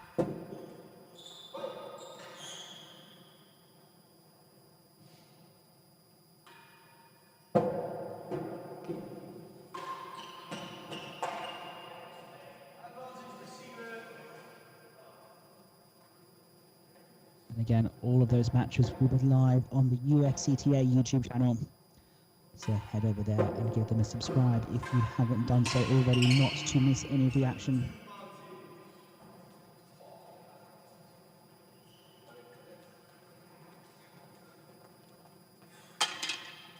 Again, all of the action there at the Racket Club of Philadelphia. The lovely old American court tennis clubs.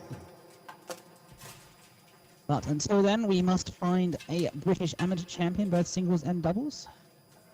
And again, all the action from that tournament now live here on the T&RA media channel.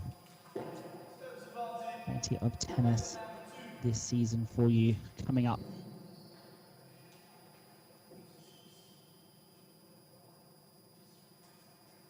Bit of discussion here on the tactics. Short chase.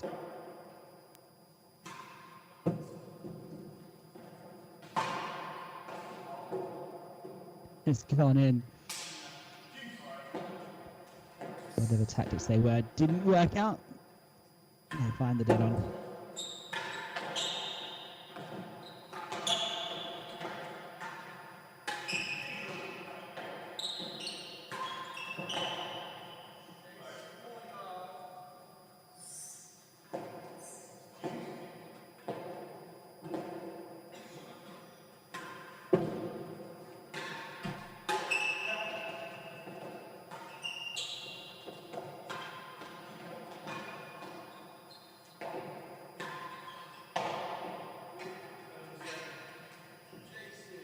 Shenkman not happy with that shot at all, conceding the hazard chase. He expects so much better from himself, but he has to put that to the back of his mind. It won't help him much now, and he needs to focus on playing his natural game, which is defend, defend, defend, and then when that opportunity opens, strike. You've seen him defending well, but hasn't really had the opportunities to put that ball away when it's been there over the course of this match. So chase ball. Just like that, just as I say, puts the ball flat.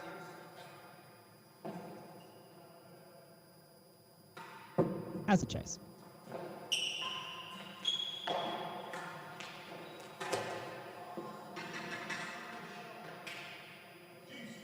Again, Jamie playing that crouch volley, it probably was Shenkman's ball. He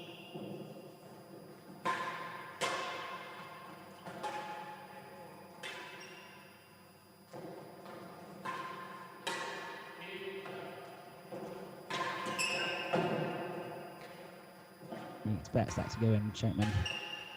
That main wall force.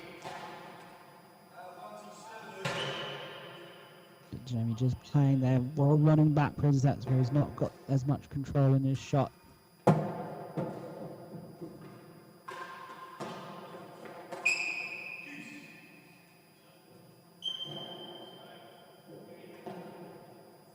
long juice game developing here. A very long juice game at 4-3 in the second set. This feels just as crucial.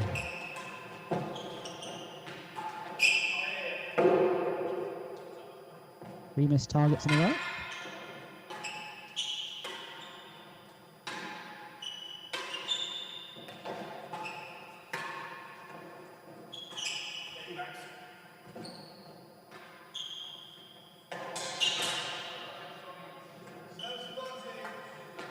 Again, Jamie just taking that ball while he's running backwards. Rob is in position to cover that ball. Jamie out of balance, doesn't really need to be taking that one. That serve just spins the wrong way. Lucky to get it back over. And takes the game big high five there from the C-Corp pair.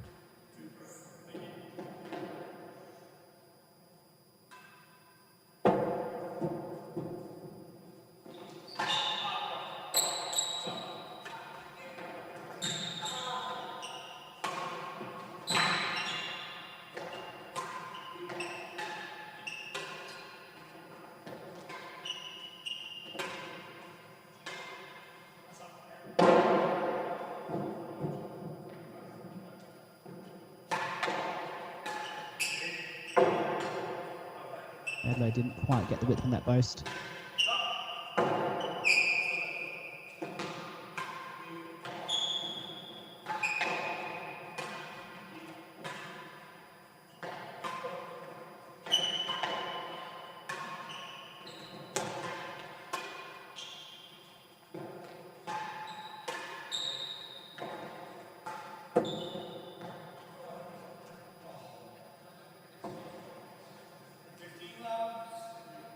Just off the bottom of the bando.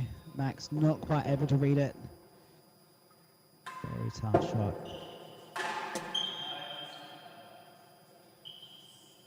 That is a less of a tough shot.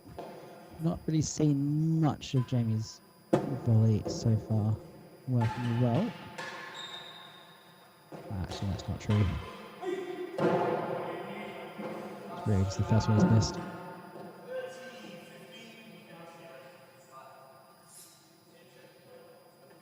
So, chance for the C-Corp pair to level it up now. They were 3-1 down, and they're not far away from 3-all.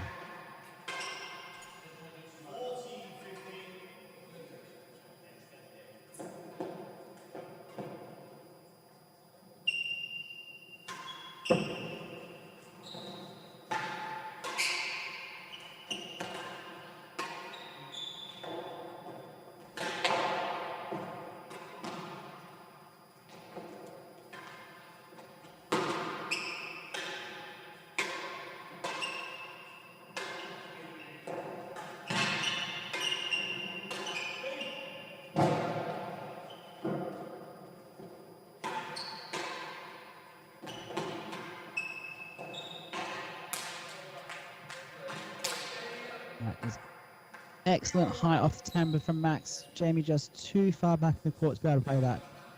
And we are 3-all here in the third set.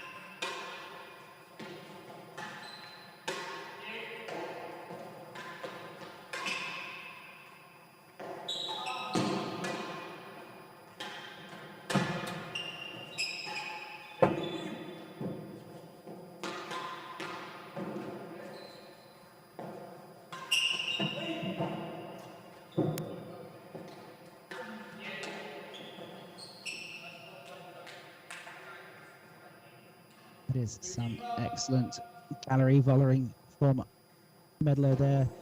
Getting it out of the last gallery. That points one statistic. 93 to 94. Just how tight is this match?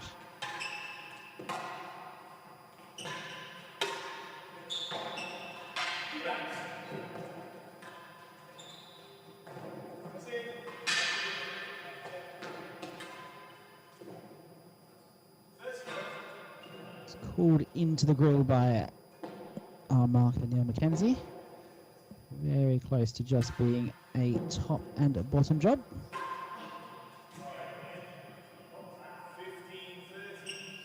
No doubt about that one as Shenkman slots it calmly into the dead on.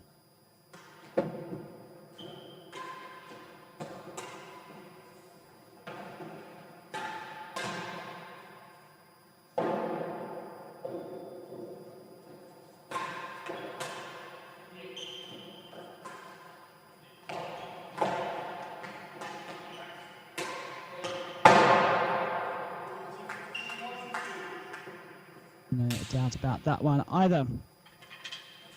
So, however this match finishes, both Max and James can be fairly happy to be able to say that they can mix it with the low single figure and scratch handicap guys. It's great to see these juniors coming through into the senior ranks. I was saying before that Rob and Max have never actually played a match against each other before, singles or doubles. So it's good to see them knocking on the door. So 1 and 2 chase.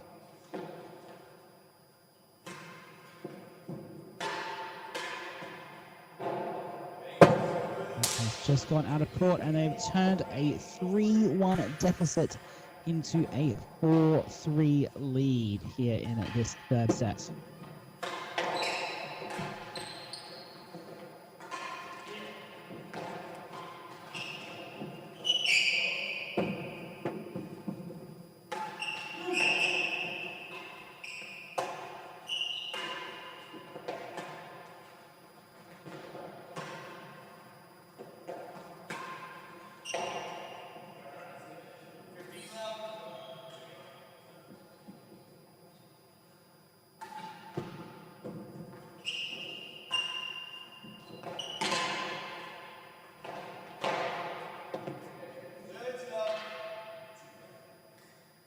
The set has all the hallmarks of a tight finish on it now.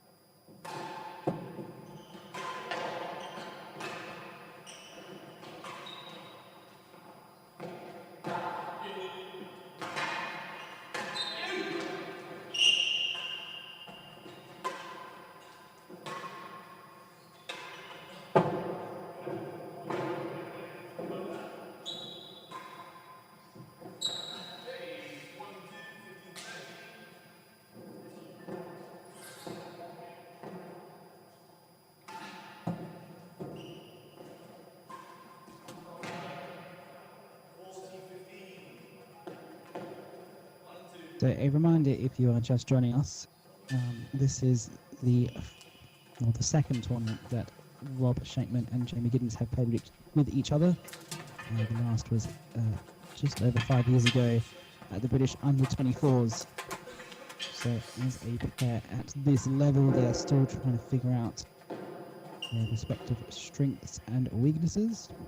Jamie Giddins has played a lot of his recent British amateurs with Ed Kay, both of them from Cambridge.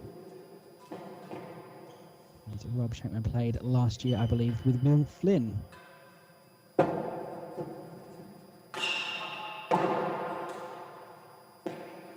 There's chase 1 and 2, so the shot goes high.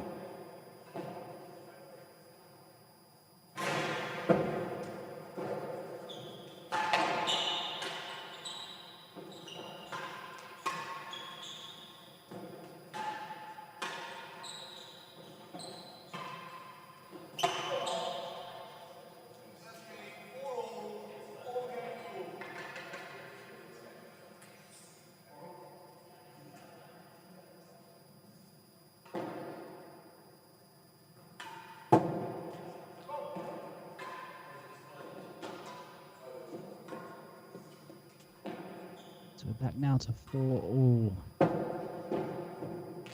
Which way will this match go?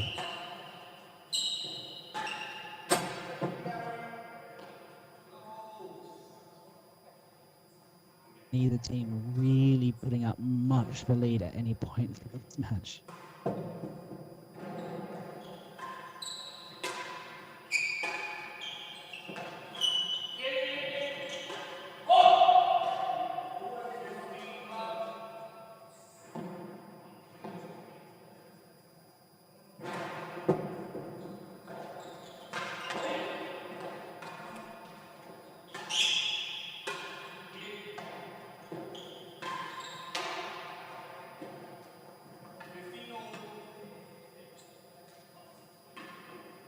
at this point in the set where a lucky bounce, a good shot here or there, can really swing things. Just like that. Just a lucky bounce at the base of the timber. And that could be crucial in the context of this set.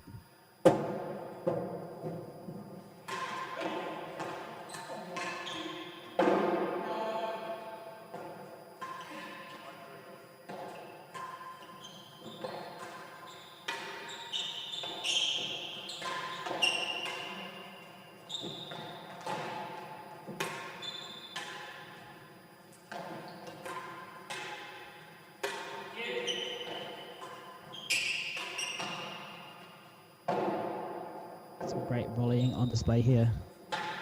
And just high on the dead on. And Medlow puts it away. So 4-all here in this third set. A reminder that we do play 5 sets here at the British Amateur. And which way will it go? Tight finishes in these sets. The serving end is so crucial. 40-15 down with a chase. This doesn't take much to bring it back to deuce.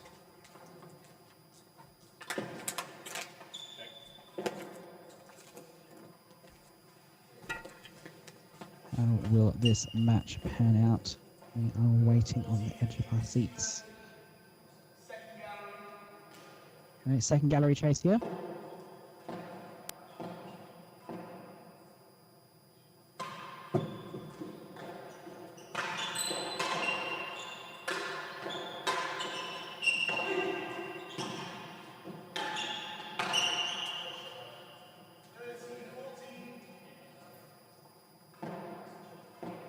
Just there you're seeing the advantage that it is from being at the service end.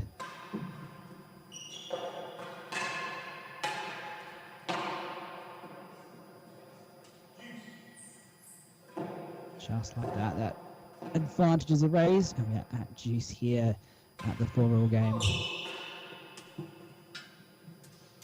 Oh.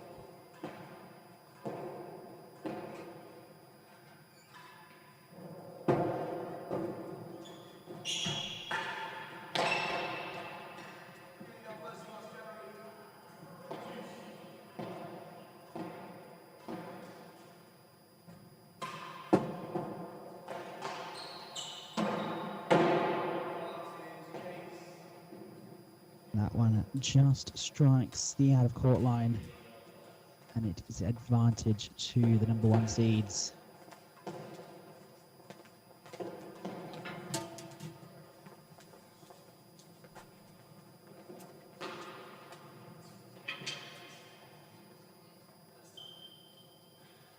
So with advantage and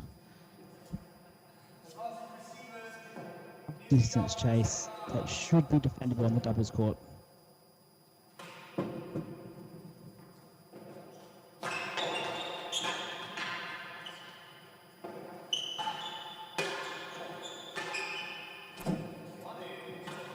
He finds it into the last gallery.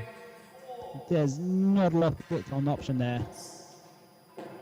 Just finds the gap between Medlow's racket and that second gallery post. If it goes in the second gallery, he loses the point. No, it is now 5-4.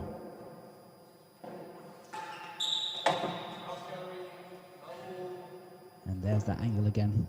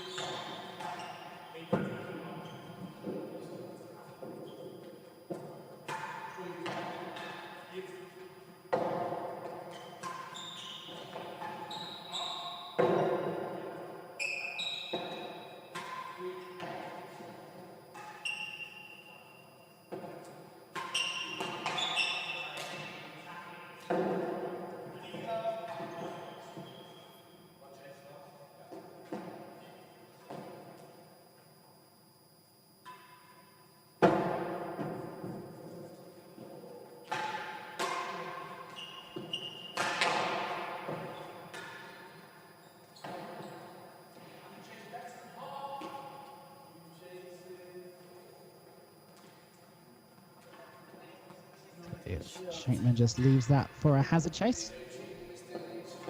Got the serve back in this potentially crucial game. Very cool.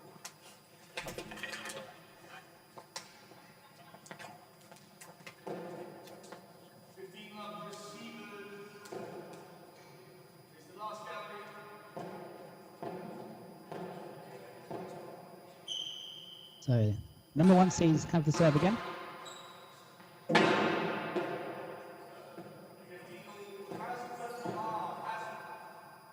With a shot like that, they might not win the set.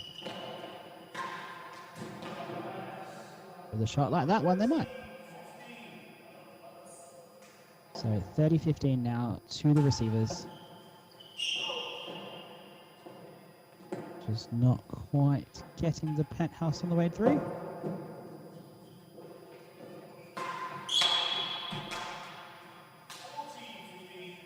Now they have points to make it 5-all.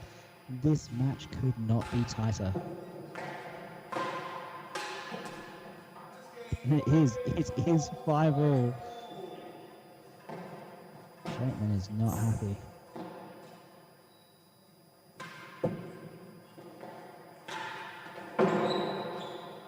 That one's high. Medlow does well.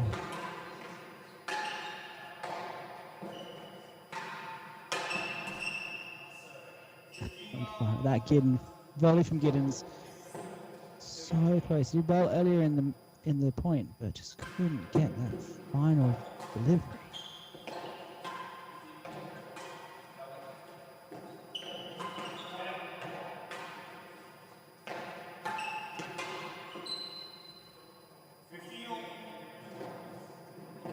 This match really could go either way from here. This set so crucial. Every millimeter, every inch counts.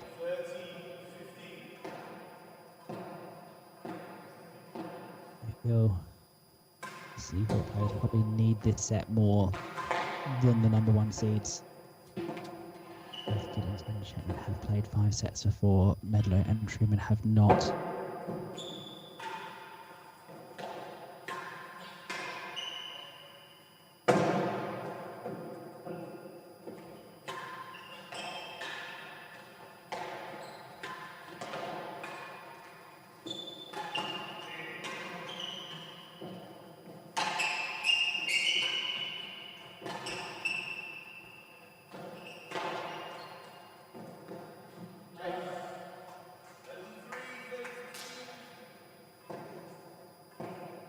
So a better than 3 chase in the bank.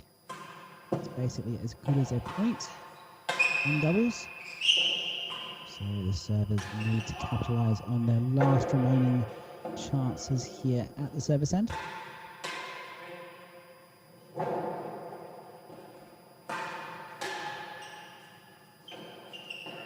just stays in play.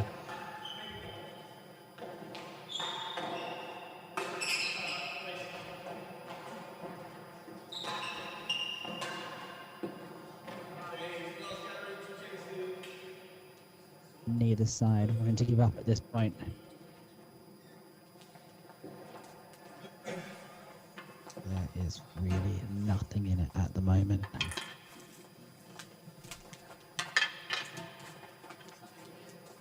Destiny hinges on just a few small adjustments, a slight change in grip, or slightly more powerful a shot, or being in the right position or not. 2 chases here for the new servers here to try and get to that set point first. Just taking it 1 point at a time. Better than 3 chase.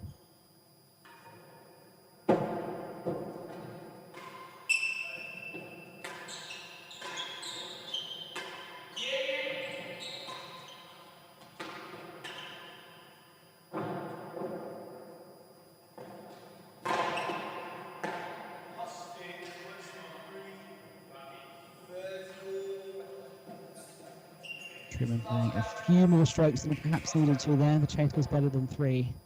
In the end, it still works out. Last gallery chase line. That one just comes out of the nick the wrong way for Giddins. And it is set point for the first time to the servers.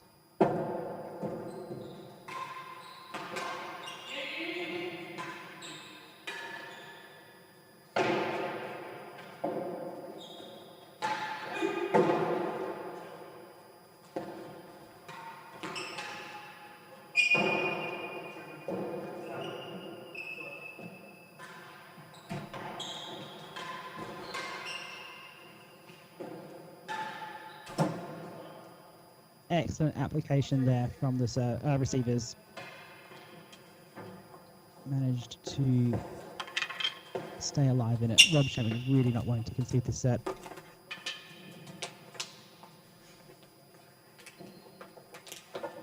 That volley as he's coming across from the timbre shot.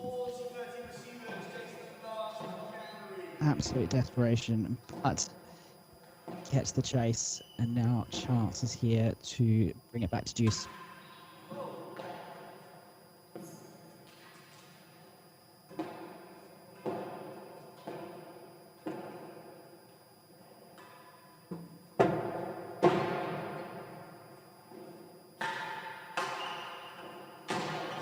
And they can't do it. The force is too strong, and the C-Corp players take the set. It is now 2-1. What a fantastic play by Trueman and Medlow. So we'll have a change of shirts, as we will bring up the statistics from that set. I need a move today. Hold on. Is he gonna fucking yell? Stop peppering him. So 46 minutes for that set. That serves one from Giddins and Shenkman, just dropping below 50% for the first time. A few of those unforced errors creeping in. Not being able to find as much on the grill.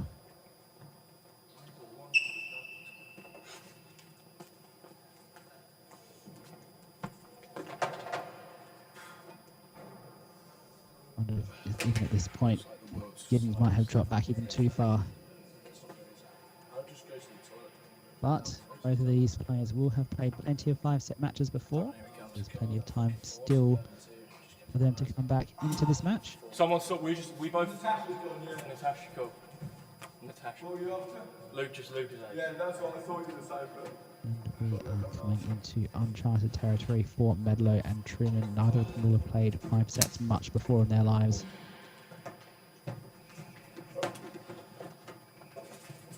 From the junior circuit up into the senior circuit. We're going to get 5-set matches here at the Opens, in the MCC Gold Racket, US Pro, and the final of the US Amateur, as well as the doubles matches at the Oxford versus Cambridge Varsity. That's the only real places where you get to see 5 sets played these days.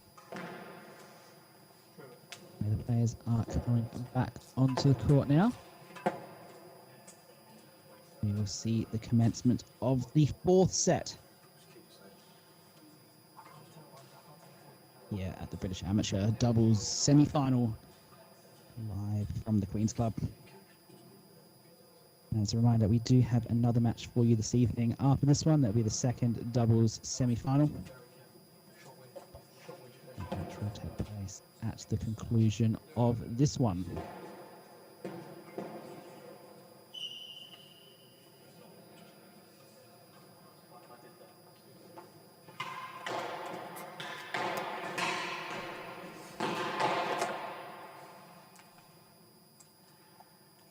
So that match will be between Rory Giddins and Will Flip, against Nick Jones and Richie Elmet. So that match to follow. But before then, we have to figure out who our first doubles finalists will be. Doubles final being played on Saturday at 2:30. underway here in the fourth set.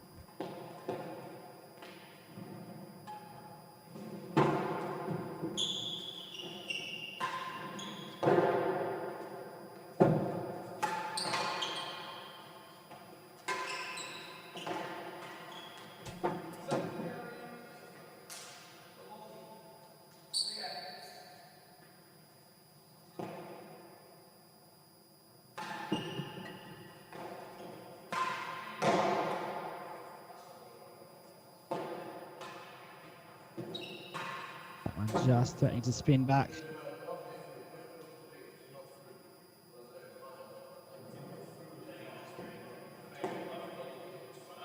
Shenkman just querying about the out-of-court rules here at Queen's Club. But if it does not hit any of the beams or structures at the top of the Queen's Club, then it is still in play. And of course, being a large gantry at the top of the Queen's Club, which looks very precarious to walk out along. If you've ever been up in the top viewing gallery, you'll have seen it. So, 2 second gallery chases.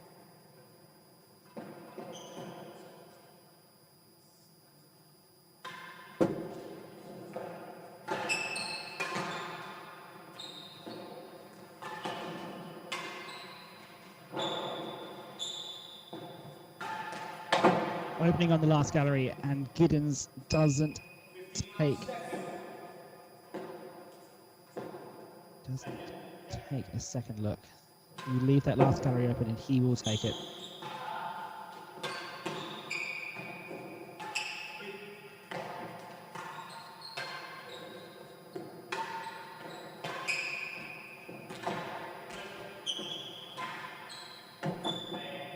And neither will Shenkman.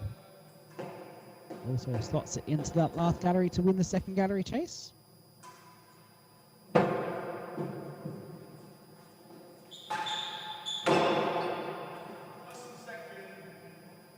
Jeez, how many bando balls have we seen this evening?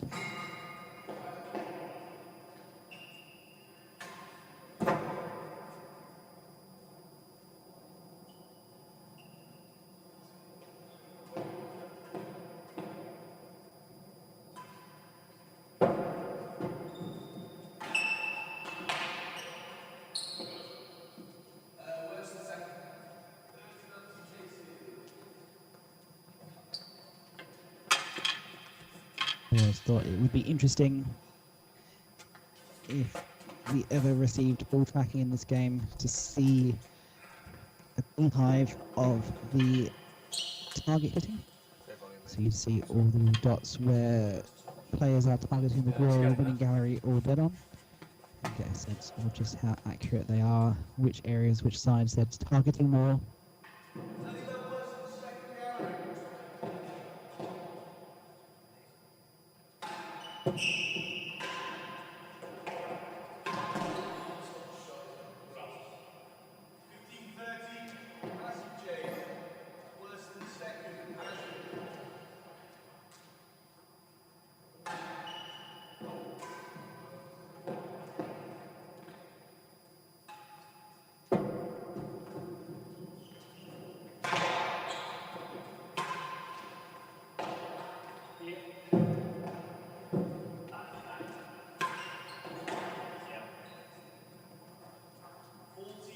And that one just goes around both of them.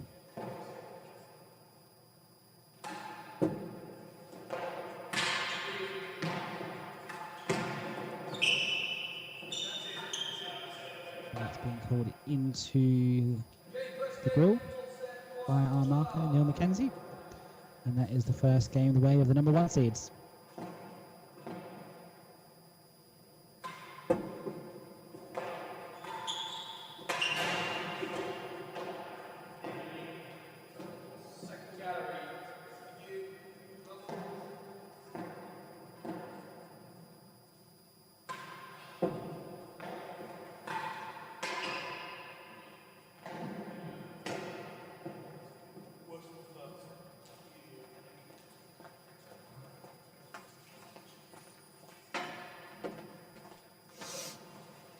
So 2 hazards chasers here.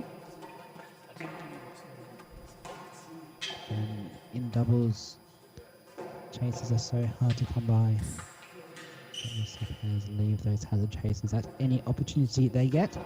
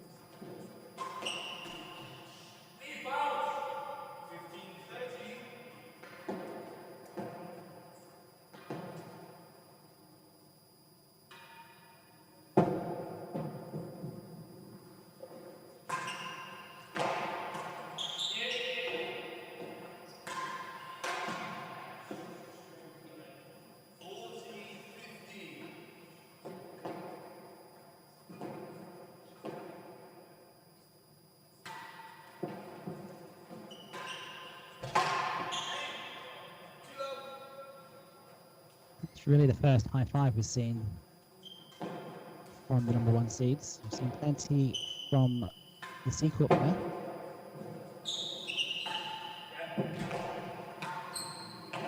So important that you keep your emotions up. Be happy. Keep smiling.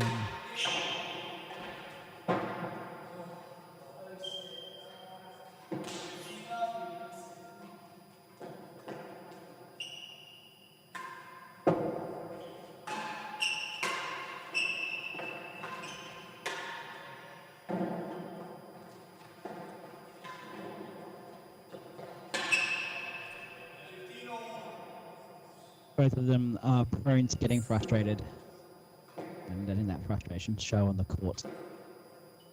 Jamie perhaps a little less so than his brother, and Rob perhaps a little less so than his sister.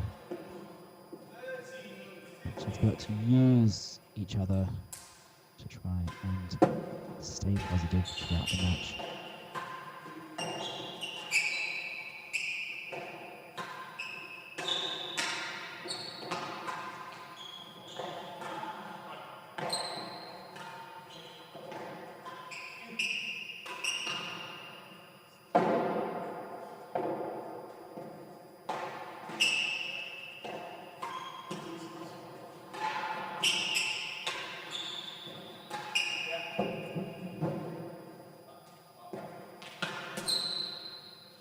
And that ball has just gone a little bit too far away from James Medlow. He was a little bit too flat-footed and just reaching for it. All he can do is put it in the net.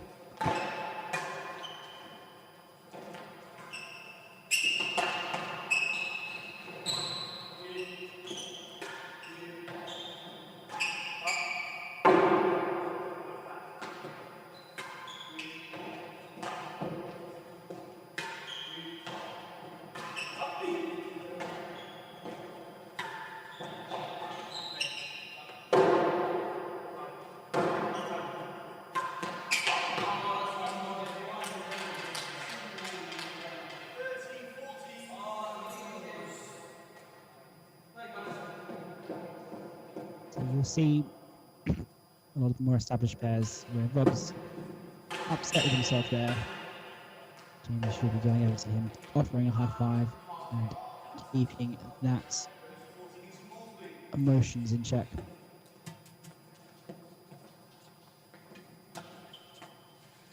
See, especially with on the ladies circuit with Claire Fay and Tara Lumley, every point is a high five. Just positively going. Same with on the ladies circuit with Leia and Sakia when they play together. You can take my cup of drink, bro. It just means that instead of there being 2 of you both fighting your own demons, you can help buoy each other up and support. When one person's down, it's the duty of the other person not to get, not to feel like you have to do everything yourself. Instead, be able to help out where possible. Bring your partner back into the game. So, hazard half a yard.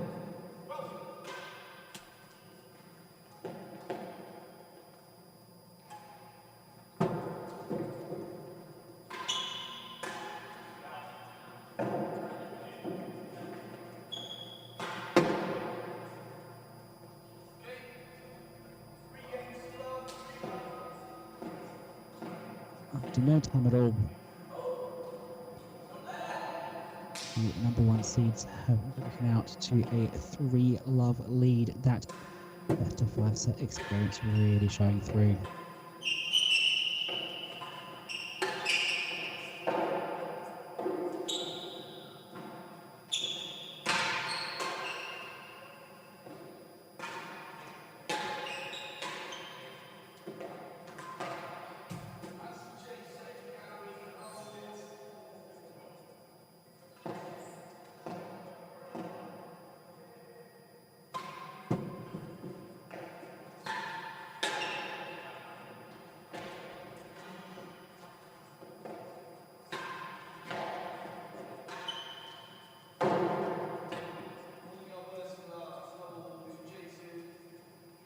We see yet another bando. There's been so many of those this evening.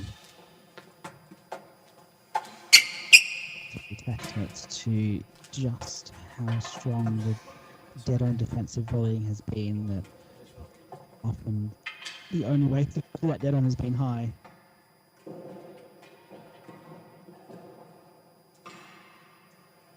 So in the chat, we have World Rackets Champion Ben Corsten. Fire up, Shankers. Good to have you with us, Ben.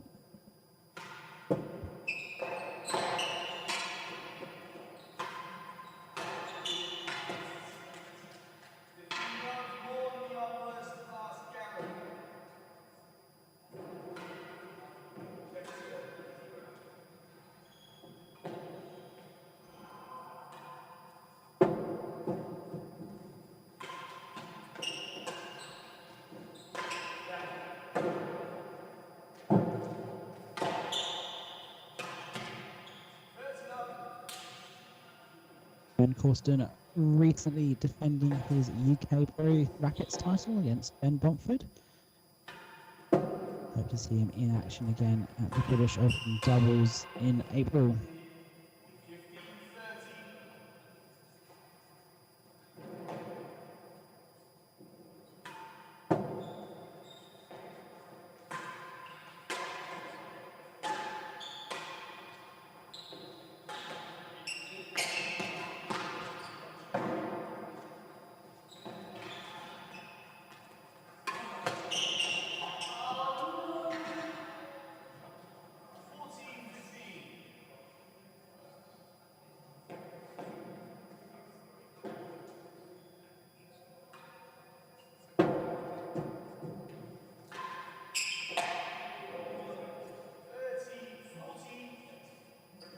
It's going to be interesting to see over the remainder of this match just how much that 5-set experience comes into play.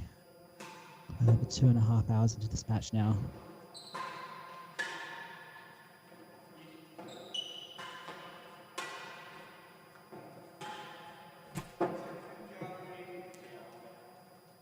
Those legs must be getting tired, especially Max controlling the court as he's been doing this whole match.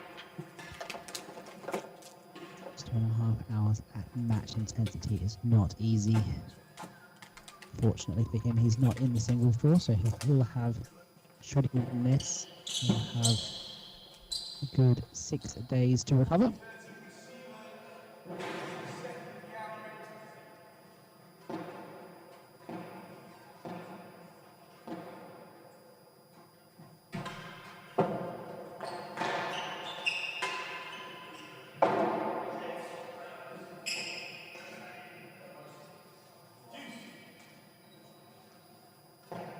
Not sure how that bounced off the back wall there. Neither was neither was Max. And so we're at juice. And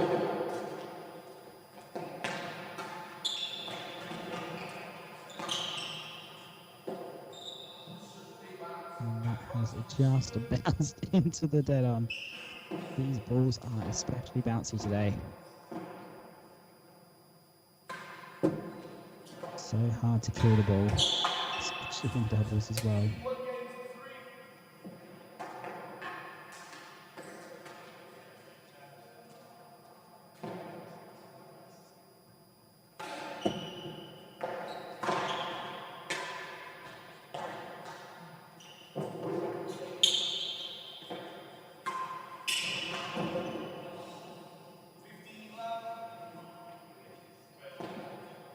Just ran out of ball there. Getting it into the winning gallery. If he had a little bit more width, I'd expect him to burst that over.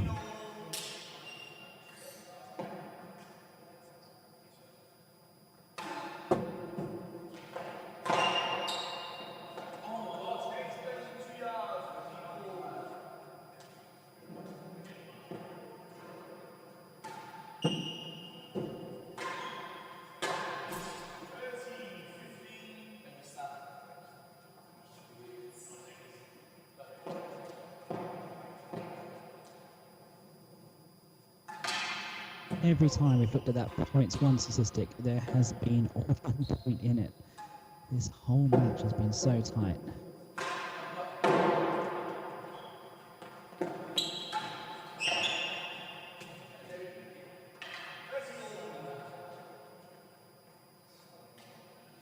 That ball takes some severe cut off that wall. Medlow not able to do anything with it.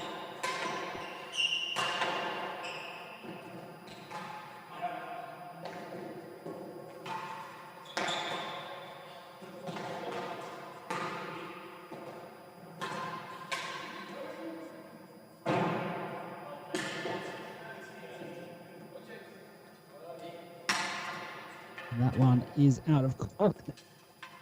There's a ball there in that rally. Max took it from James.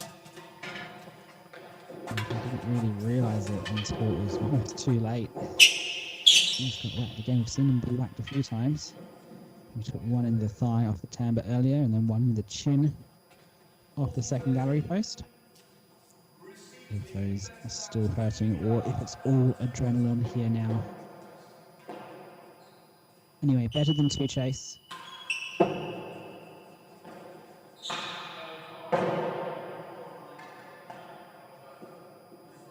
Force is high.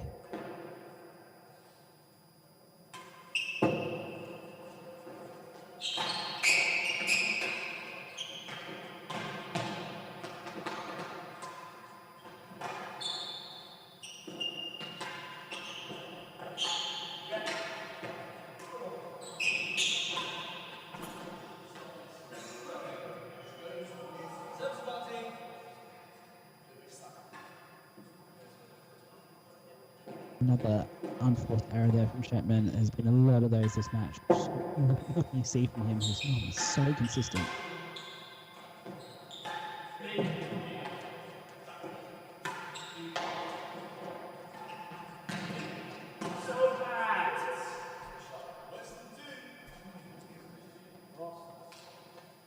Jamie really feeling like he could have got a few more galleries at that point. He's just missing it slightly high. Again, with somebody up there volleying. Just puts that pressure on just to put it a little bit more height on it. Whereas if you're playing singles, you can kind of get a little bit lower. Just a bit easier to volley.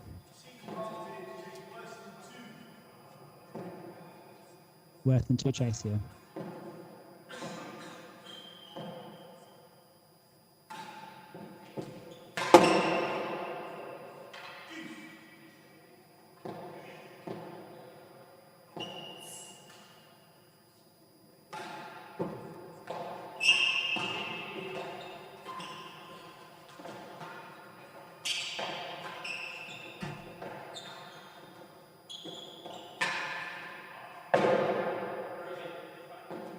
was open there for Rob. Couldn't find it.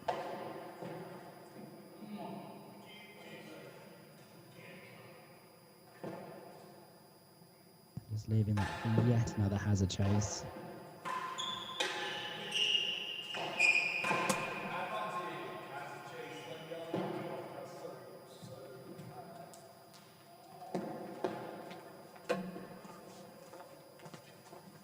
Still very hard to pick a winner here. But still got the set advantage of the sequence there. The one seeds are looking like they could very well level up this set. And make it 2 sets all. Wouldn't we like a fixed set?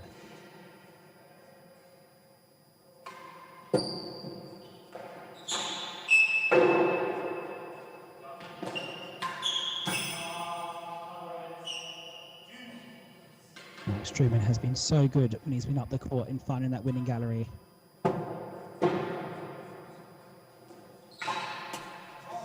Even on hazard chases.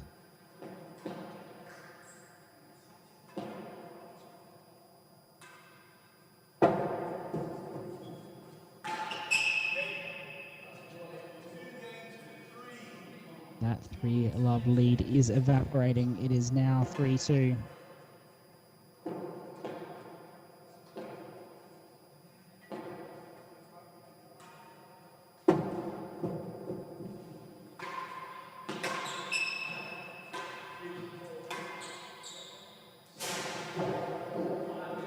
Trueman there just trying to cut off that main wall falls by being a little bit further up the court, playing the volley on the main wall. That's very Tim Chisholm-esque.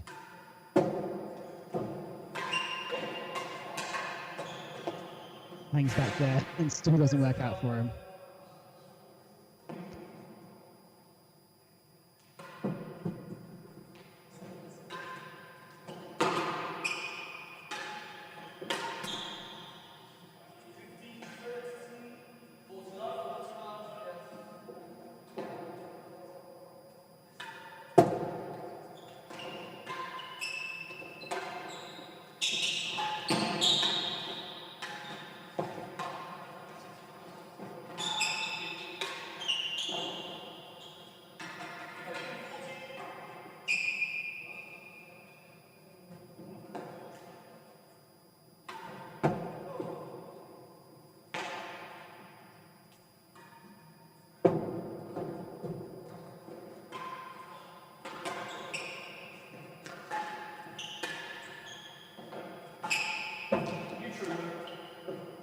Again, still can't find those galleries.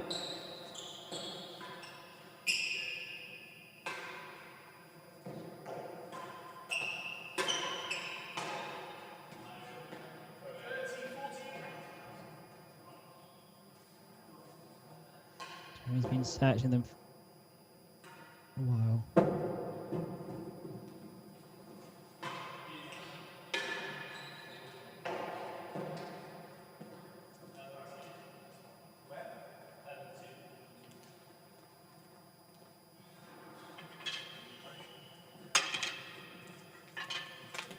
And don't forget, there's still another match to follow this evening. It was due to go on at 7:30. That was an hour ago now.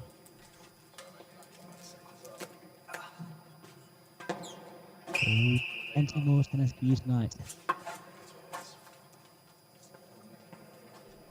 Of course, in the US Open this year, in the first round matches, they're scheduled just an hour and a half to fit all the matches in, which seems very optimistic to me.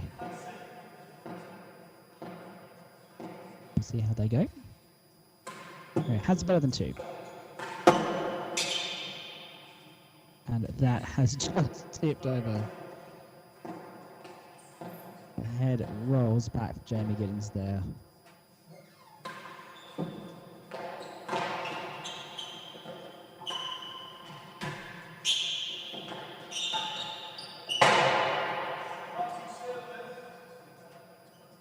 Follows it up with a grill.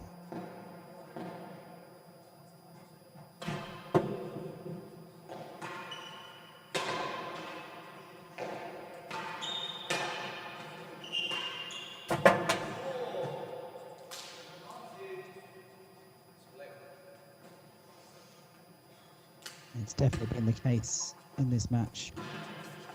There hasn't been all that many balls which are just tipping the net or a lucky pass here or there. You are having to work for every single point at the moment. Either waiting for an unforced error or a ball that's high on the penthouse that you can put away. Chase the door.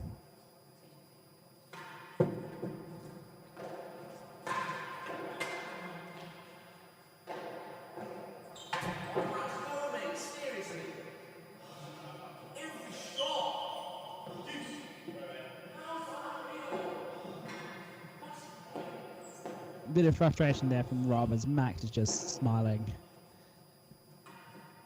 That ball was threatening to go into the winning gallery.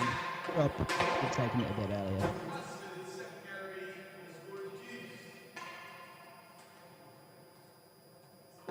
There's frustration now from Shenkman. He feels like he should have won this match in 3 sets.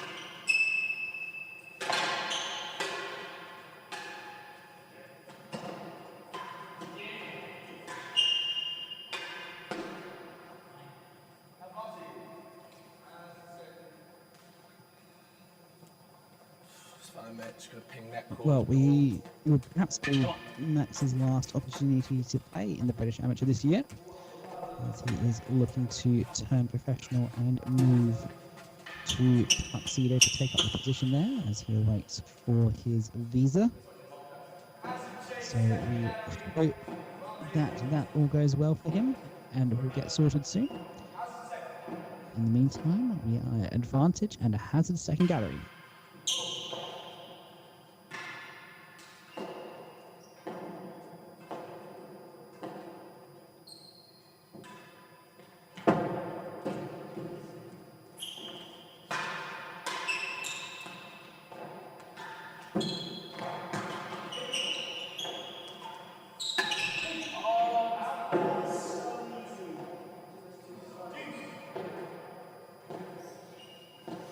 We're seeing the talk back from both of the number 1 seeds now. Just that frustration behind. They were up 3-love, and when they were cruising, they weren't talking to themselves quite so much. They just need to take themselves up. A few high fives, a few fist pumps. Keep those emotions in check. And the 3-love lead has gone. It is now 3-all. Here in the 4th set.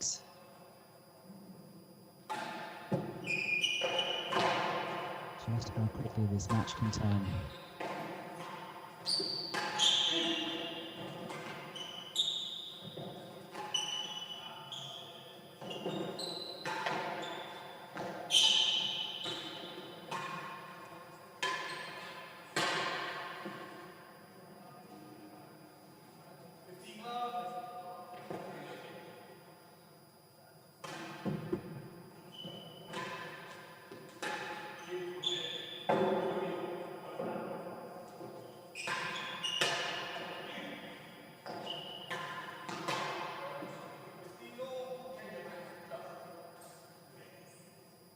Jamie Giddins is now fully committed to playing at the back of the court. He's not really even going up to cover the galleries at this point. Last point, he didn't venture further than about chase 3.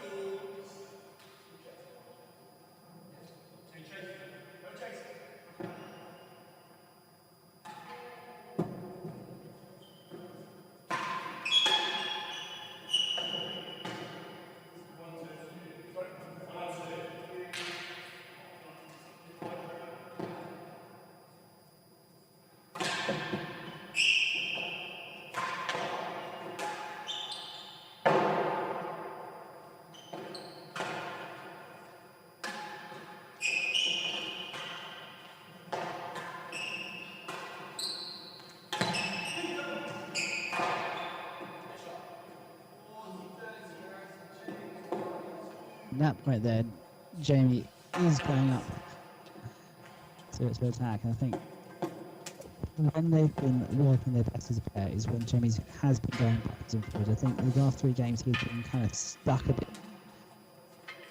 towards the back of the court. I think a little bit more chaos would be advised. Utilise that forward and progression.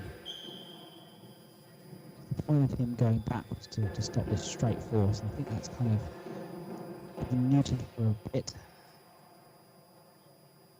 Anyway, has a chase.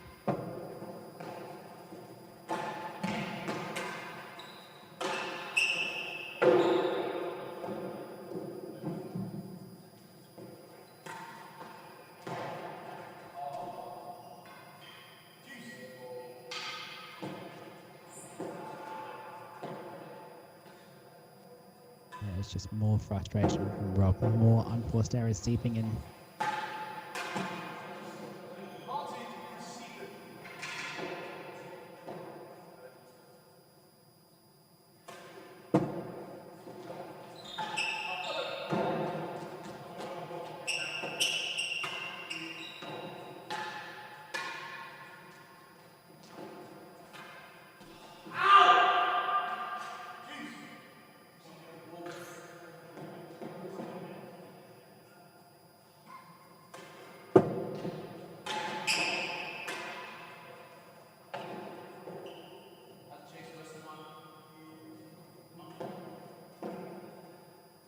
You're seeing that frustration as outbursts from Shenkman. He's actually much closer than he realises to taking this fourth set.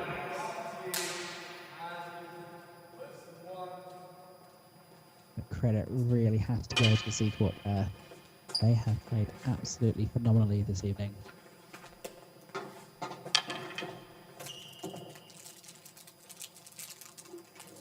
They have been aggressive and attacking. And it's great to see.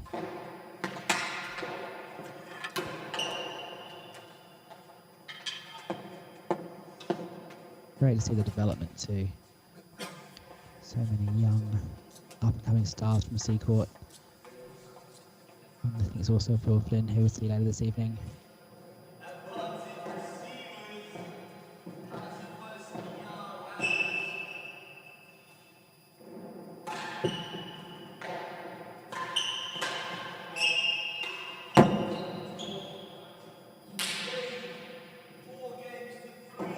That just slots into the line. And we are at 4-3, 4 games in a row for the Seacourt juniors.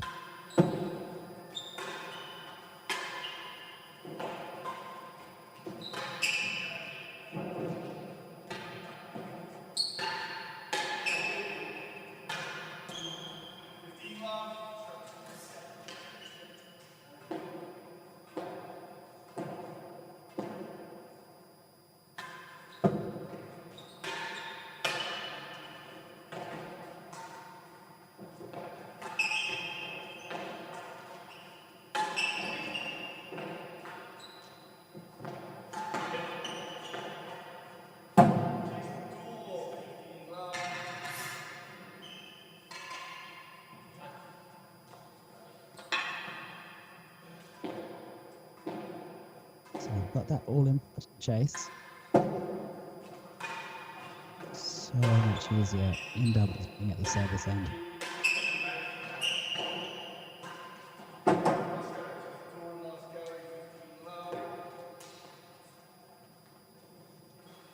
What can the number 1 seeds do now? How can they stop this onslaught?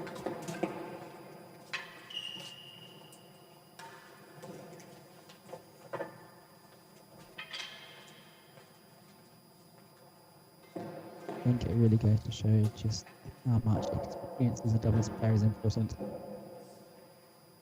Max and James have played together so many times. There you go, chase the door.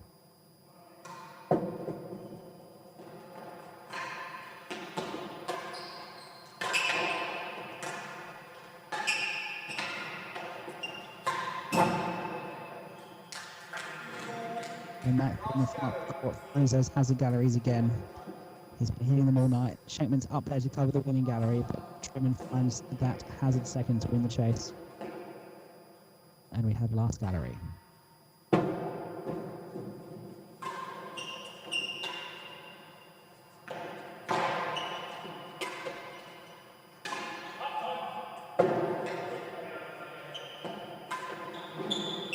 Spinning back in.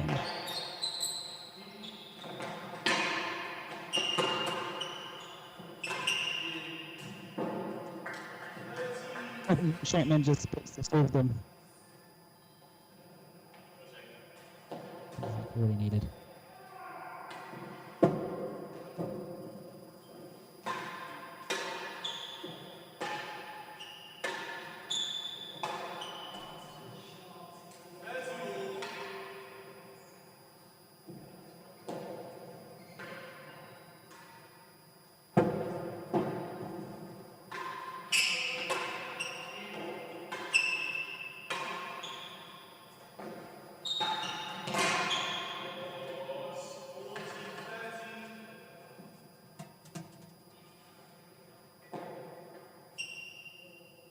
And for the first time, that points one statistic has been broken in favour of Medlow and Trueman.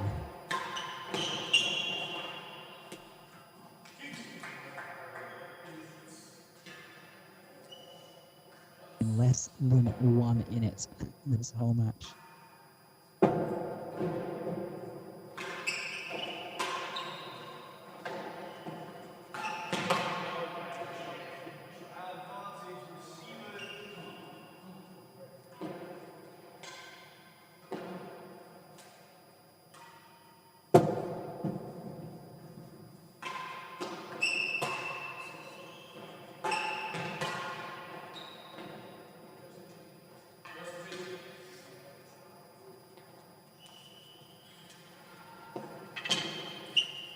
And just as a reminder, there will be more to follow tonight with the other doubles semi-final between Rory Giddins from Brooklyn and James Aitchison Gray and Richard Elmett. Sorry, Nick James and Richard Elmett. My apologies. Aitchison Gray was walked over. He withdrew from the first round.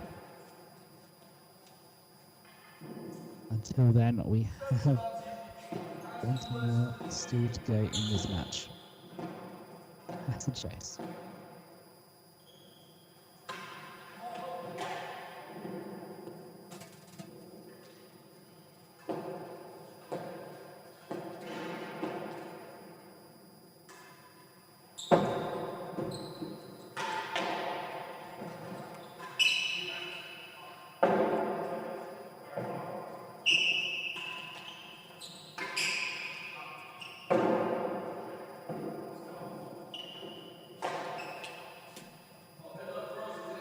And that one just jamming up.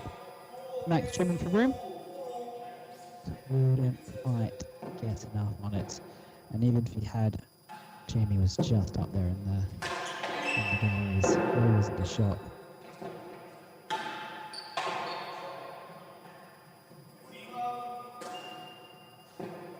In any case, one seeds have broken the momentum.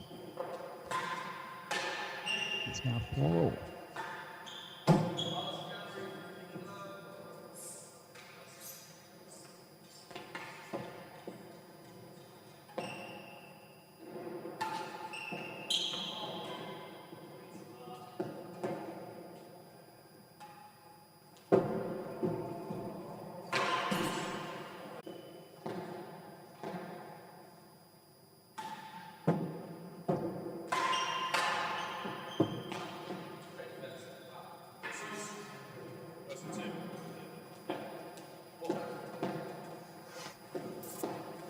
It's just amazing how quickly the tide can turn in this match. It was 4-3 down, looking all out of sorts. They put it back to 4-all and 30 love up. Even though they've got 2 chases that they have to attack now. This game still could go either way.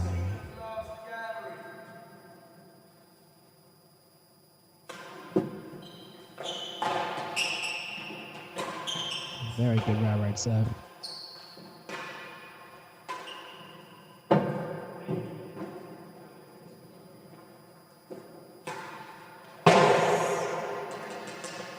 And the grill was off there. Shenkman moving back, also playing for the time, but wasn't to be.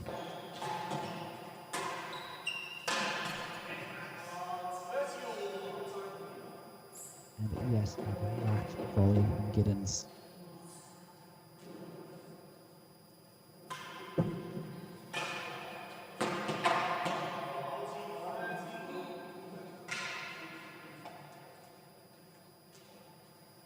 Max playing that road and having to scamper across. He is vulnerable in that forehand corner. He's gone for that demi again, which is a bit easier to cover.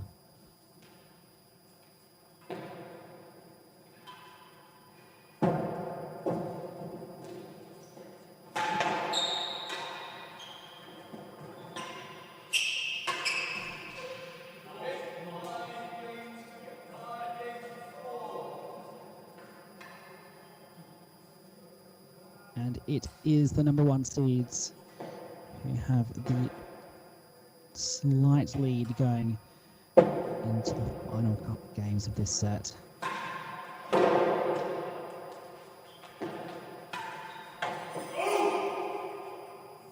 That's James's first winning gallery of the night. He joins Max Trueman in the party.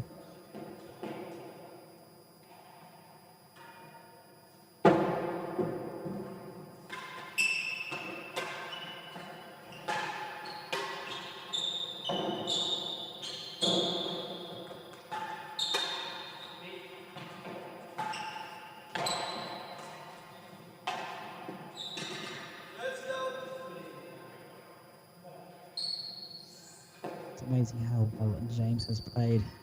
He got hit in the chin off the post of the second gallery earlier. That has not deterred him. He's been absolutely fearless in that gallery position.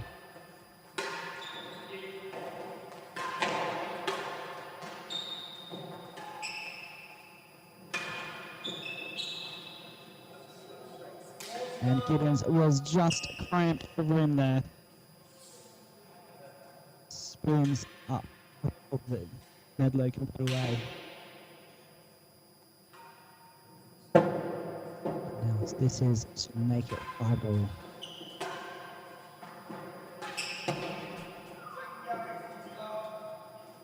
That one just skims up top the net. So now interesting prospect of Fortinov at the receiving end. Just how valuable should the Seahawk players win this game? How valuable would that service end be at the 5-all game?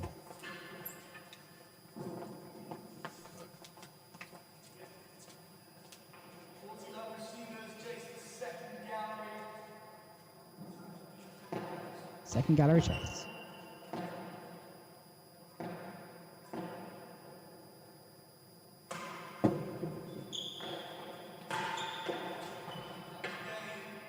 And that is a dead on. Just sneaks it in off the main wall, and we have Zul yet again. Exciting game now for the fourth set. Trueman does hold it up the railroad.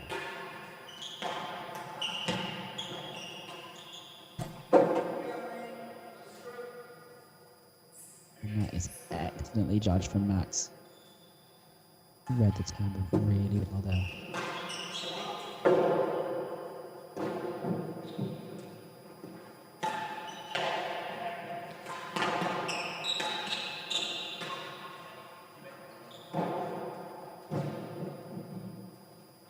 Second go at Jamie.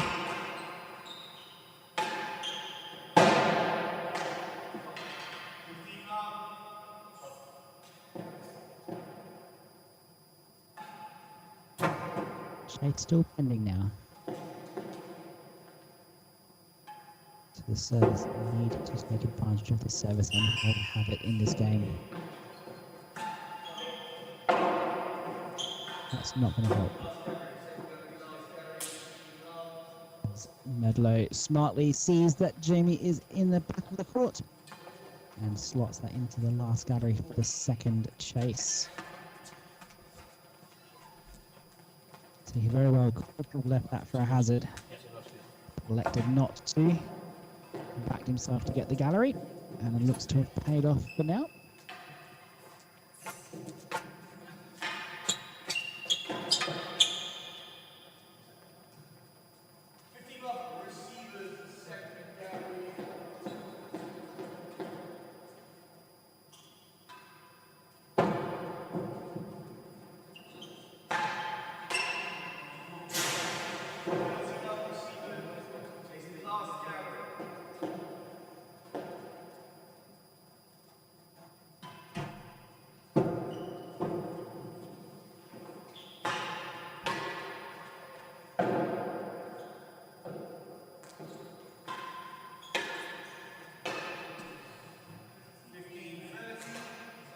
The last gallery, so Medlow didn't really need to be up there. He went up there and still managed to get the point. 15:30 now. Crucial game.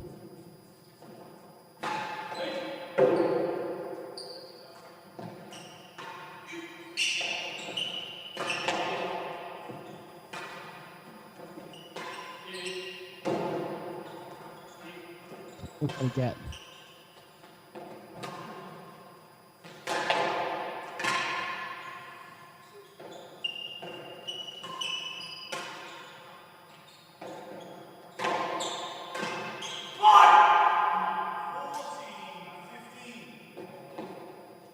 There's the first big run from Giddins as he brings up set point.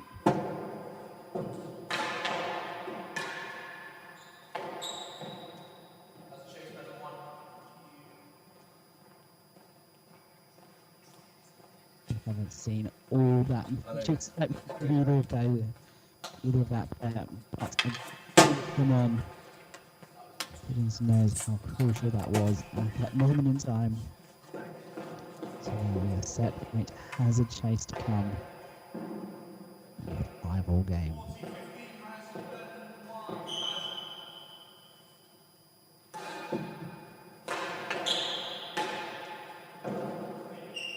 It's just missed the grill high. Just missed the berries as well.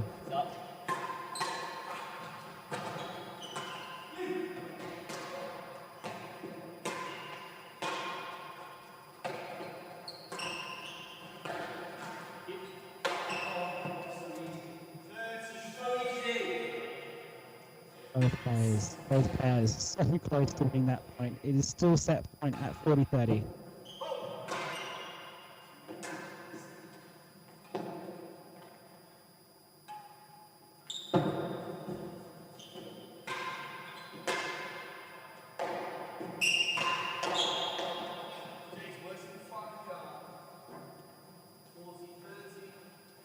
Again, Max could have left that for a hazard chase, but leaving the hazard chase when you're set point down might not have been the best option. Instead goes for that hard hit onto the main wall, gets himself a better chase. A chance to bring this back to juice.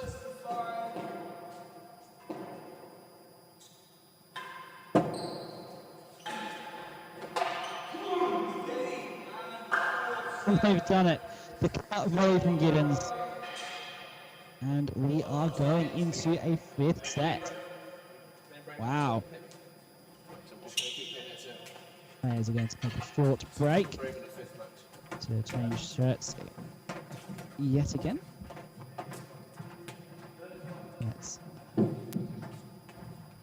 Let's have a look while they do at some of the statistics from the fourth set. 49 minutes for that set. We are over 3 hours into the match so far. Well. Those points won. Just 2 points in it for that set. So close all the way through. Giddins and Shenkman getting out to an early lead. Medlow and Trueman fighting back into it.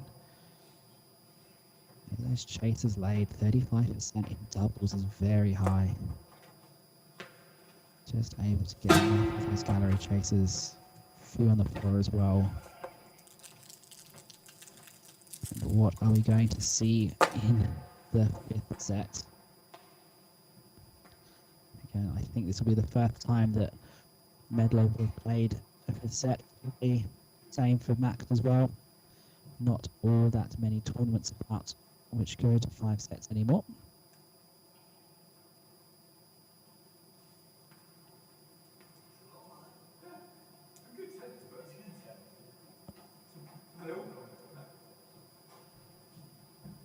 There's hardly been any break either way for this whole match. 9 o'clock. And 3 and 4 another rounds. match yet to play tonight. So far, it's been 3 No, I haven't started on the other. Why not? On paper, that one should Yeah, be a we'll big sit up there. Look. on Stop paper. watching. Medlow You and managed to get some Trueman more sustenance. 10 points worse You on have- handicap they're than detachable, these. Giddins and Oh, Shenkman. you've got some of these, or is that them? No, they won't. Real credit to the way that these two have composed themselves for this match. Really taking it to the first seeds. Using that as that experience as a pair It's a restaurant, with so energy. At The real the moment, fearlessness from James you Medlow. go for It's absolutely great to see. And I know the secret have a very They proud haven't got the machine out though. of these two. You got the boys away. Especially Paul Weaver down there at Seacourt. Yeah, they change it at night for Great to what with all the see fruit. that junior program continuing to churn out such amazing talent. And there'll be more of that on display in the second match later tonight. And Will Flynn partners up with Jamie's brother, Rory Giddins.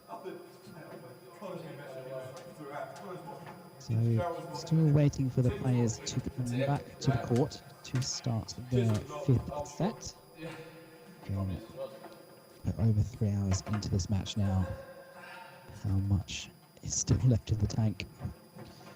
The winners not needing to play again until Saturday, which is when the doubles final is going to be.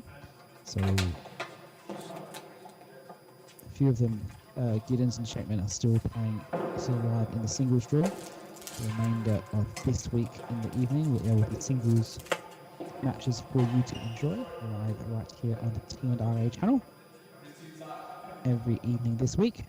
And we will have the doubles final on Saturday at 2:30 and the singles final on Sunday at 2:30. So do not miss out. Plenty of tennis for you. And of course, if you just can't get enough of that tennis, there will be the US Open starting in Philadelphia in just 8 days' time over on the USCTA YouTube channel. Lots of great tennis this time of year. And of course, we've got the Bathurst coming up down in Melbourne. So, lots of high quality tennis all around the world.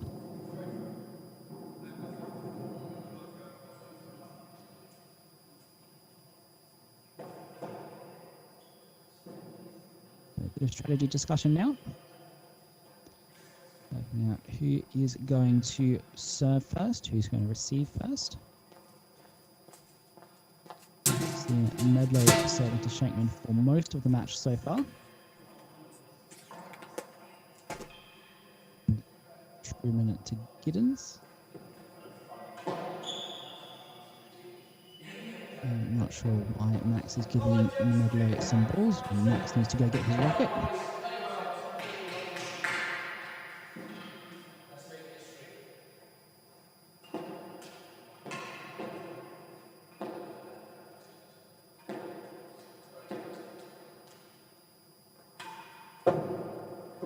So it's still the same server receiver.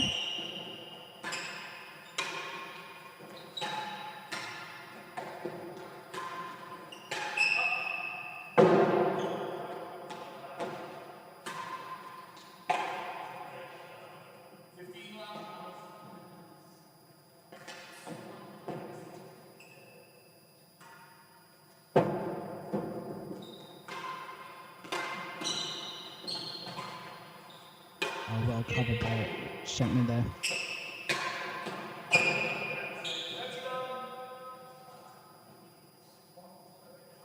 As that one just was the glass of the grill.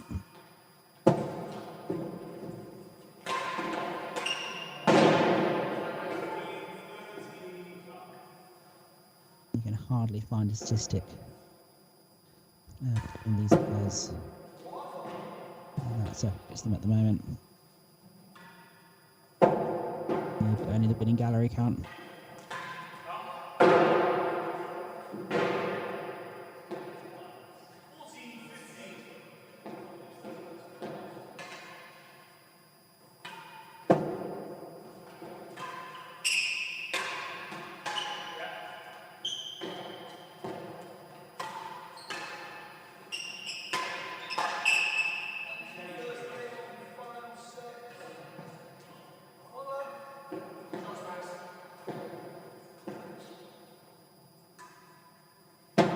So key when you lose a set to be able to follow it up in the first game of the next set.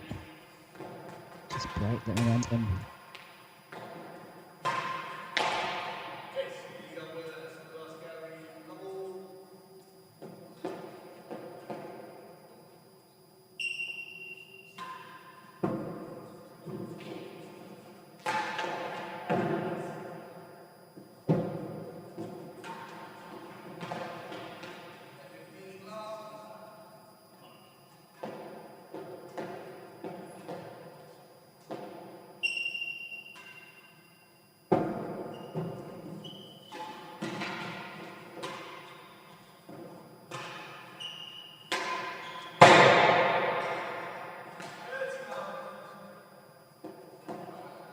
Now we saw at the start of the last set, this player get off to a flying start, go 3 games to love up.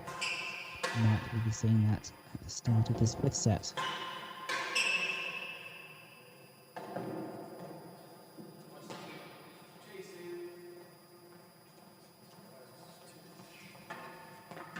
The change ends at yet another time.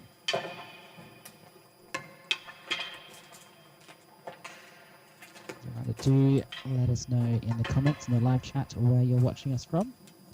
It's always fantastic to hear from you and which side you're supporting. If you're down at Seahorse and wanting to see your boys finish through, it'd be great to hear from you. Otherwise, if you're from Queens or Manchester, if you're from Queens, you should be down here watching, but otherwise, fantastic to hear from you always.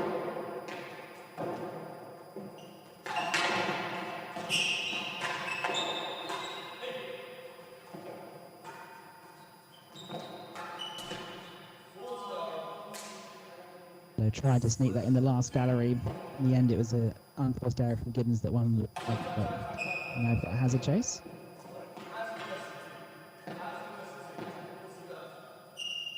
First serve again, the receivers didn't quite hear what the chase was. And that one's a fault, so now we'll get to the second serve.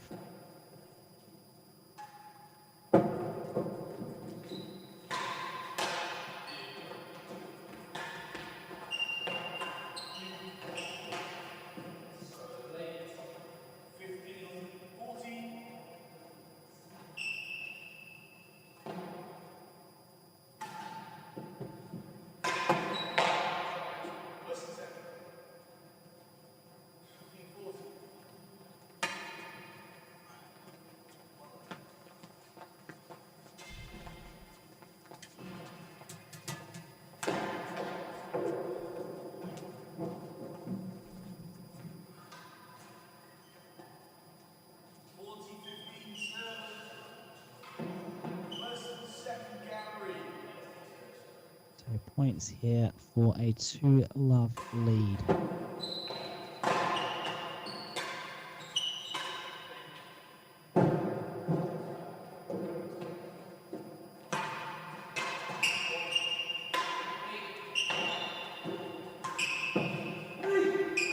That is wild and high.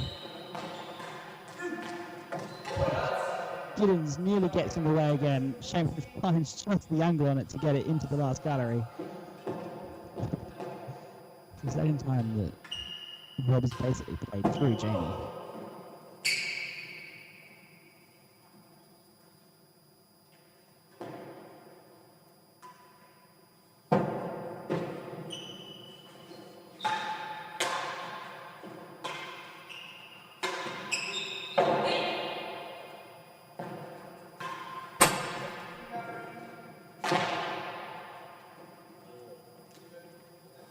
That was a near repeat of a shot that got Medlow in the draw back in the second set. Could be worse now. It's like my He's default point. probably forgotten that by now with all the adrenaline that he's feeling, and he'll just feel it again in the morning. It was a pretty hard hit that got him before. But we are still points for 2-love. A chance now to get back to juice.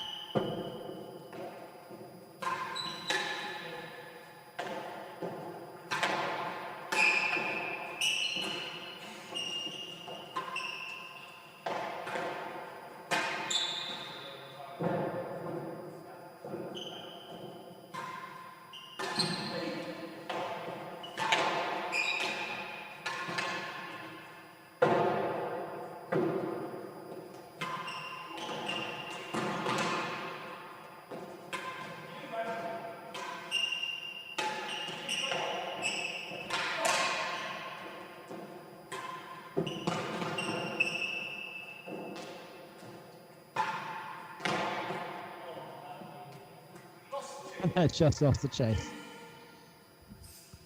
That rally felt more like rackets than real tennis. So much boasting going on. But we're at juice.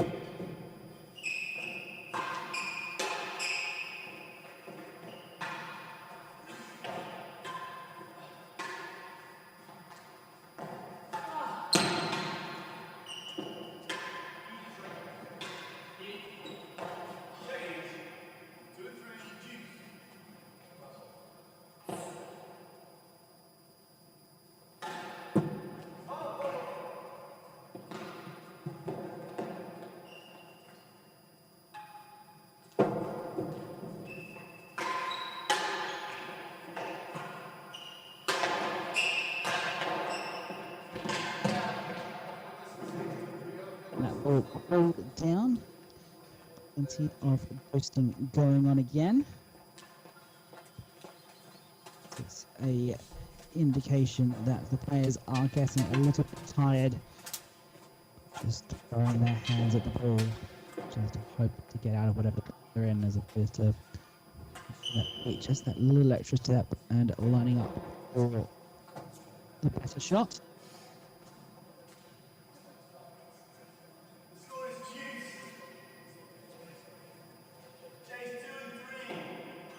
So first chase is 2 and 3. Trueman goes for the 40K. And I'll let that one go, losing the chase.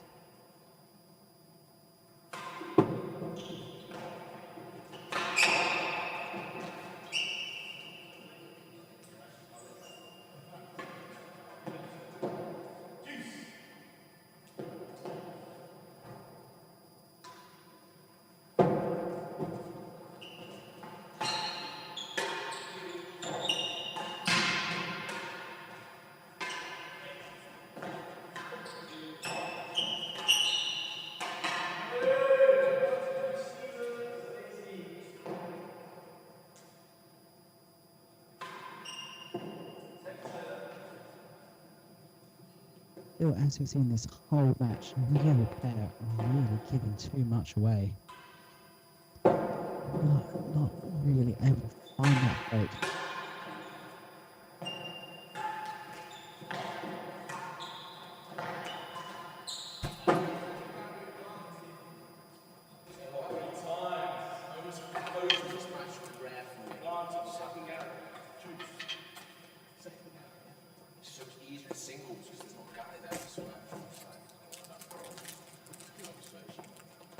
You hear the players discussing amongst themselves, just finding it a very, very long match. Just about 3.5 hours now. On court. I imagine there's still another half an hour or so to go at the very least.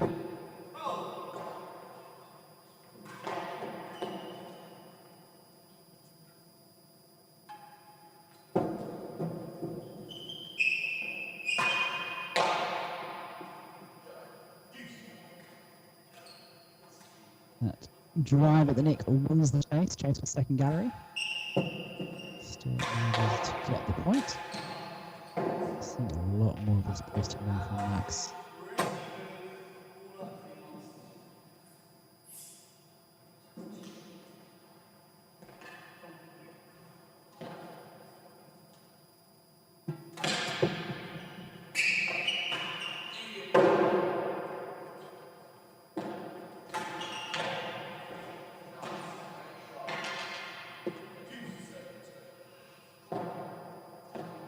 Is neither pair really able to consistently keep the ball off that pass. They're hitting so hard. It's so easy to hit the ball.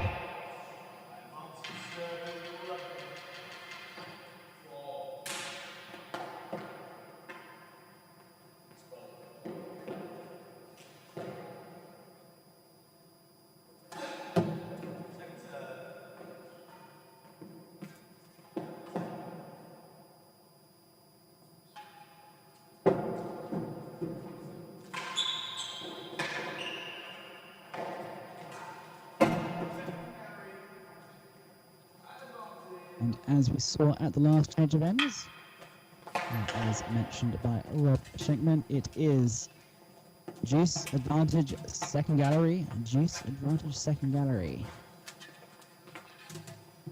So hard to find and manufacture points at this level in doubles. The court is not quite big enough. The player is able to cover it really well.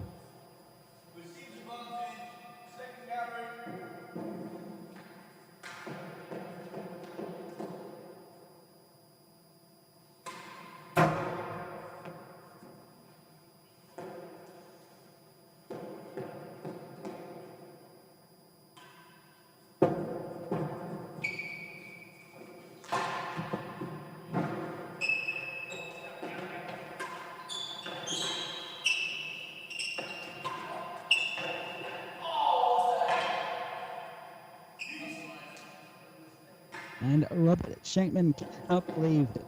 He said he was there, but it is juice yet again. Juice number 5 in this game alone.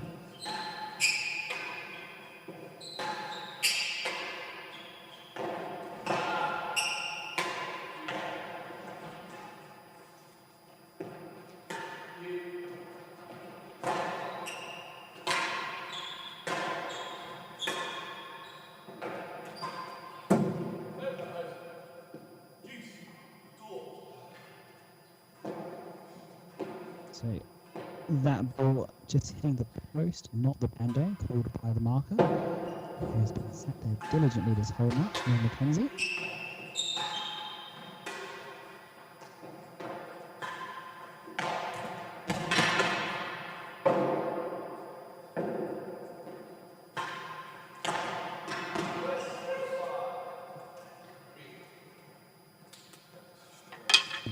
And once we get to the singles draw later in the week, you'd expect Neil to start marking on the net. But the regulations are these days that in doubles matches, it has to be sat in the dead on. It is too dangerous for them to be up in the net because there's so much being targeted at that guy up in the galleries. So still juice, 2 chases here. First chase is the door.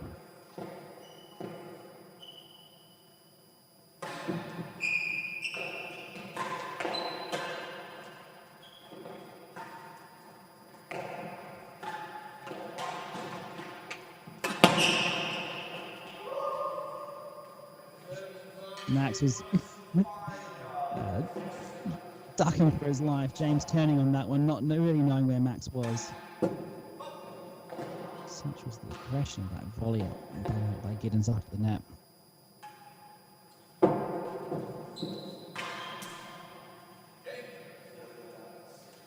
Finally, we have a breakthrough from the juice advantage juice setup. We are now at 1 game all here in this final set.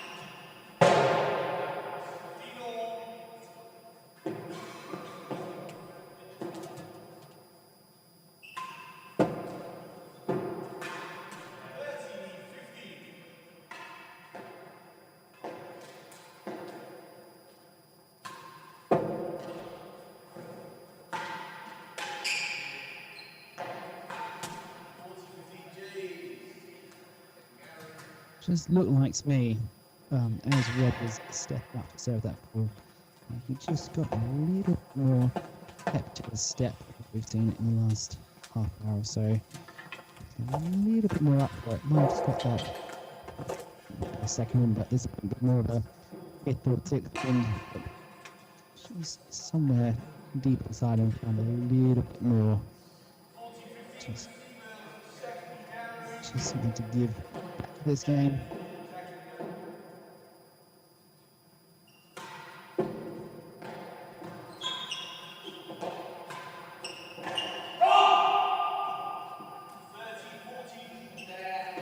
Shenkman in so many 5-set matches in recent years. What experience would that bring?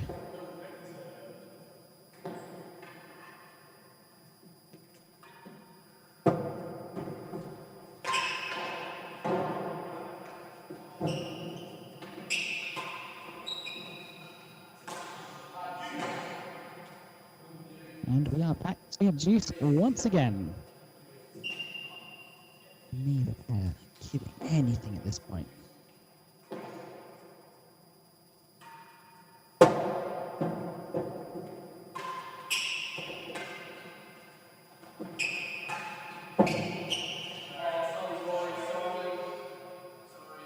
And an apology there from Jamie. That one's just into the dead on off the bando up of the second gallery.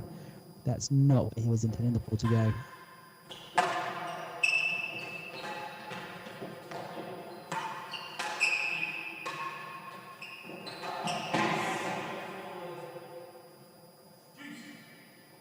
We've seen Jamie do that running back hit off his back foot off balance. I think this match needs to really work for him.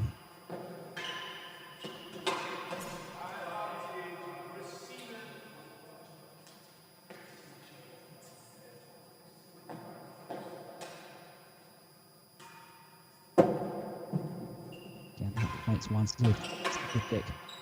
So close. 163 to 165.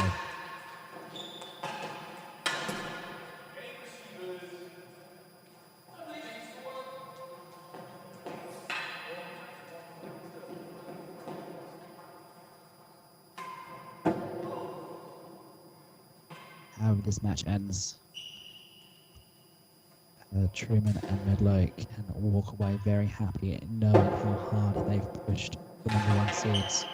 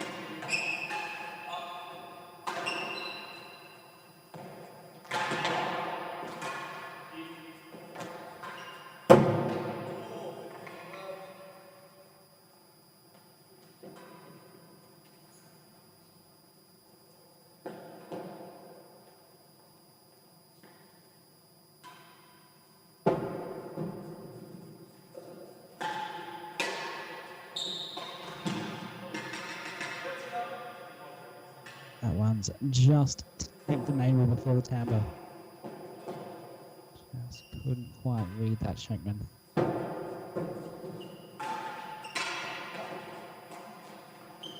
And he goes the tweener.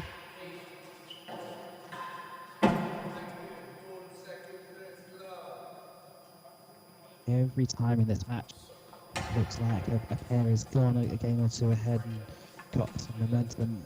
The other pair has found a way to bring it back. This match is fantastic match to watch. We have been treated here tonight at the Queen's Club.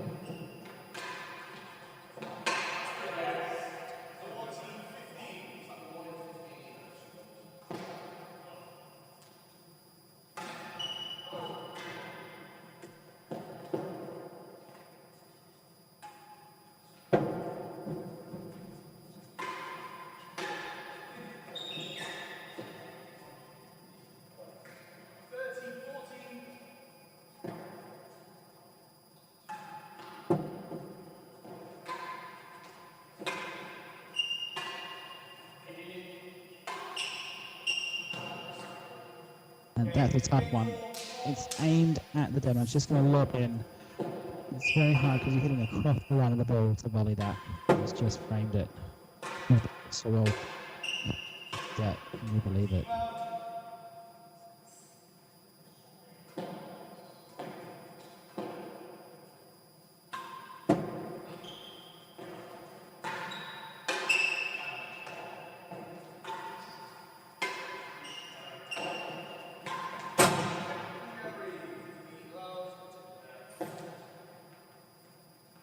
Again, Jamie hovering back, all the way at the back of the court, not up, defending those galleries. We've seen them drop back more and more as the match has gone on.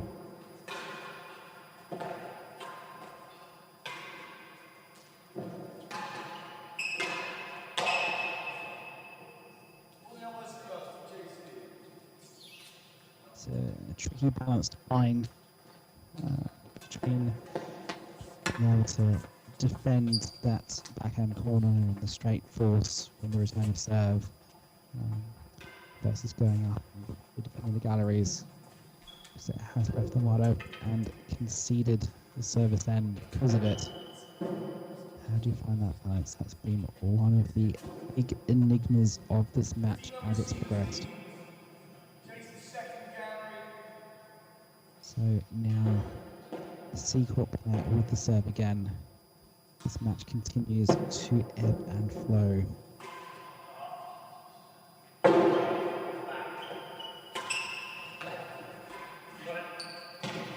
Oh, great hands.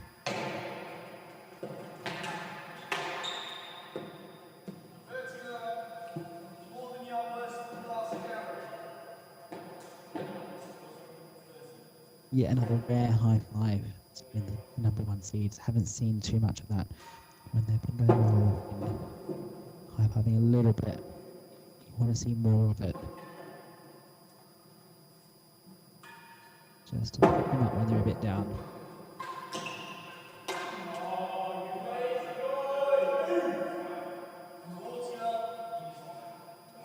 It's the first time really this match that Max has been up at that second gallery, going for the green gallery and missed. He's been so consistent hitting that green gallery all match long.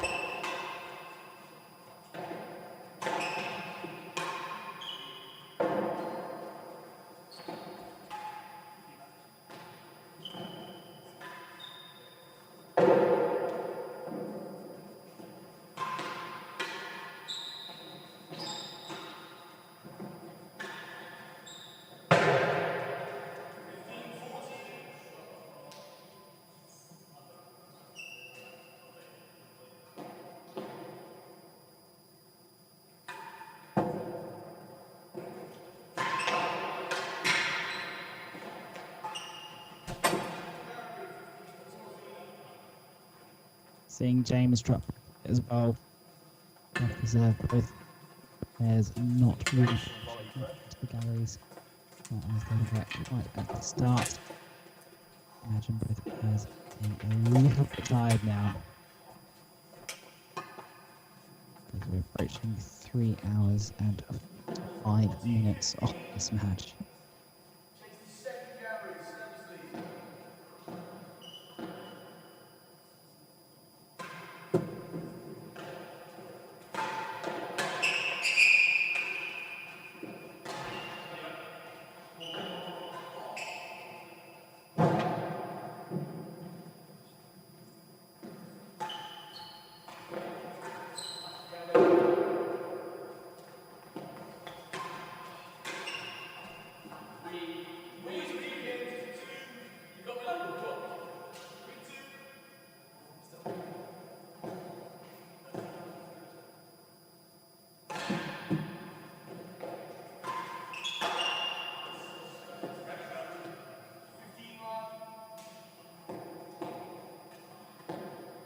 So the number one seeds just with the middle edge again.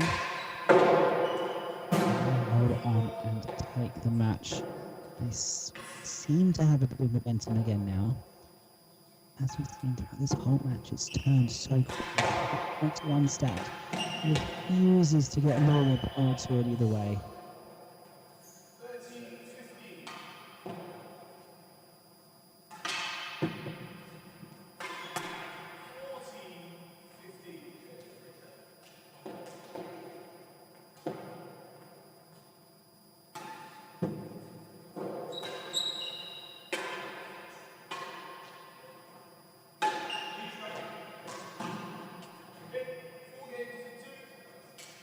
is a very quick game, and that is exactly what the number 1 seeds want. Just to finish this off.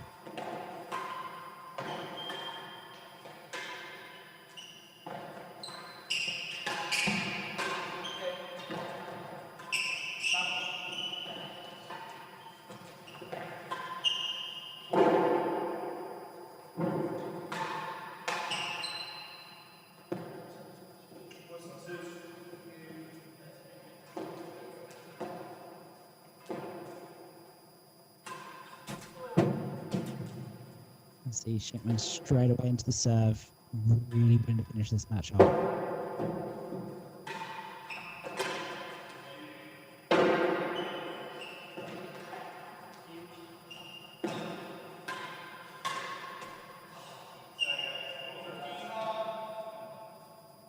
Just a good run of points here now for Shenkman and Giddins.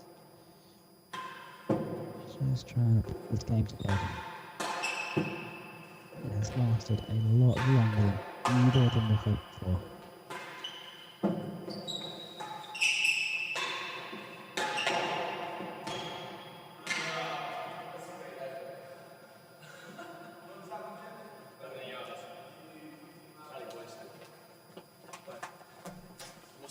So for the first time in a little while, the Seacourt boys are met down the service end. And kind of stuck there for about a game and a half now. So can they use it to their advantage once again? 4-2 here in this fifth set. And a reminder, there is still another game to follow tonight.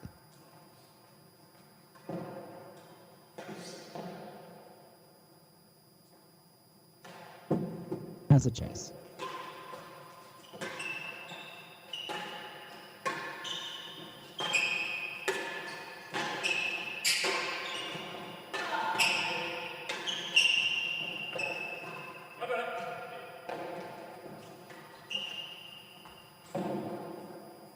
Almost looped into the grill.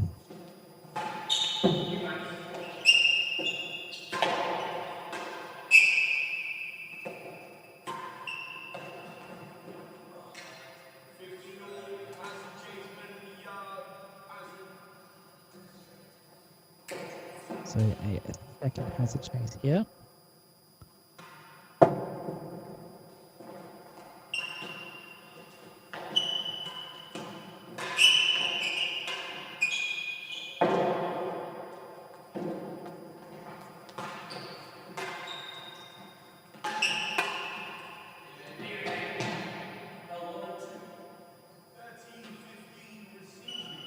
That have left hazard to lose the hazard chase.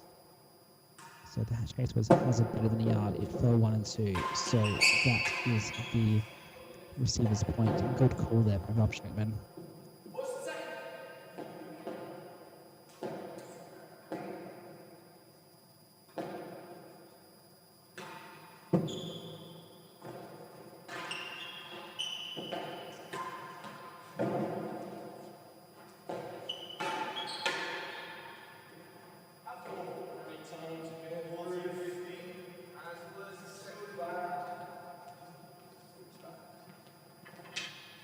It very much feels like, really for the first time, except for maybe a few games after the third set, that Shenkman and Giddins have finally taken control of this match. They have points for 5-2.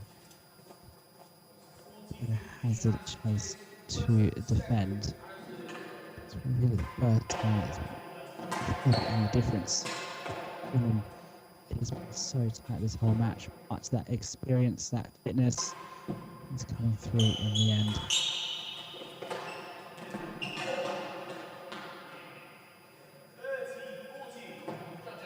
Mind you, he is being really tested in that forehand corner.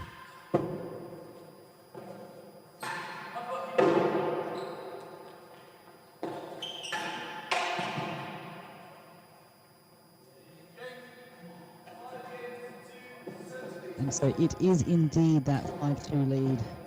They are 1 game away from the final of the World Amateur Doubles.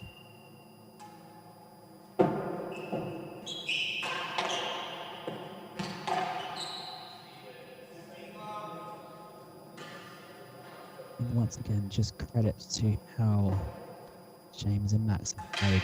They pushed so hard in this match. And the way they're playing, they don't know the meaning of surrender.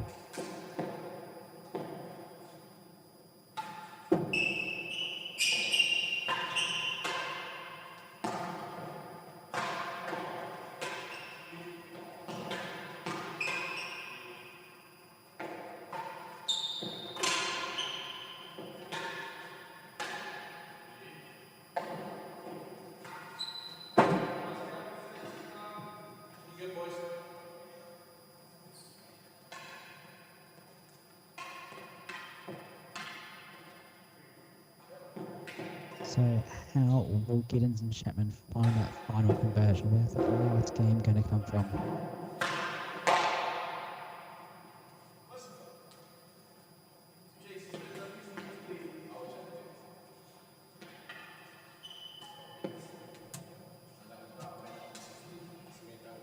They really have nothing to lose at this point. They need 4 straight games in a row. So they are well entitled to do a bit of hit and hope. Andrew is also just the point now where we are approaching 4 hours of this match. Those legs must be absolutely burning. So sometimes all you can do is just stand there, throw your arms at it, and hope for the best.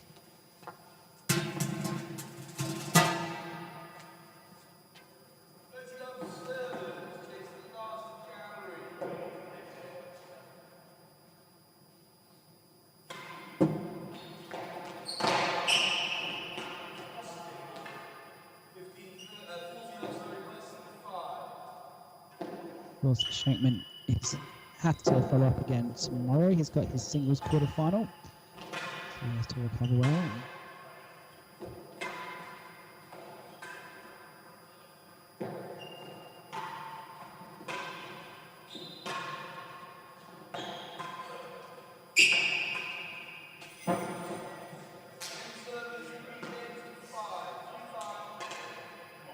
Jamie and James don't have their singles quarterfinals until Wednesday, so they'll have an extra day to recover. And of course, Max is not playing in the singles draw this year.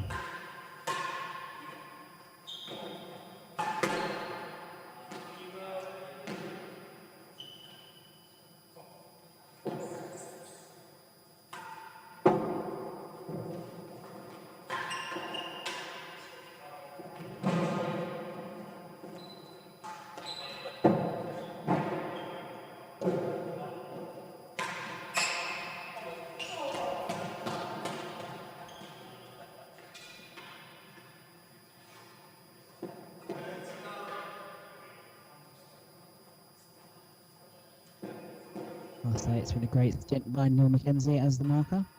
He has not missed a call for 4 hours straight, which is very impressive.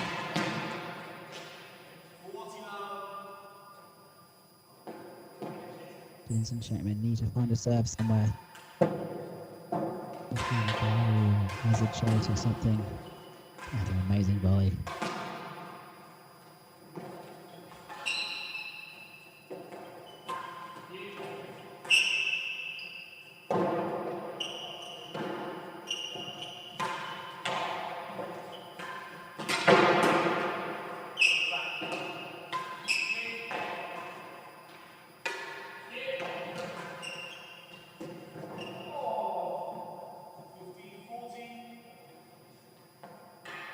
That one just rolling on the bottom of the tray. That counts as a dead on. So, still plenty in this game.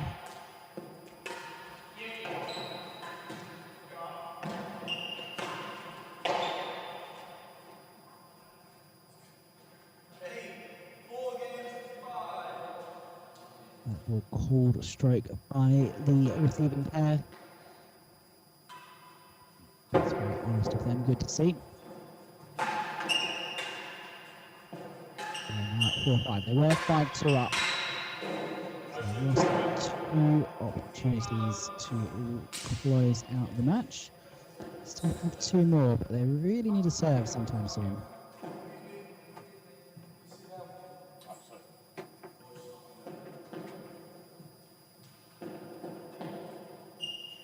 Just waiting for a spectator to walk through the galleries.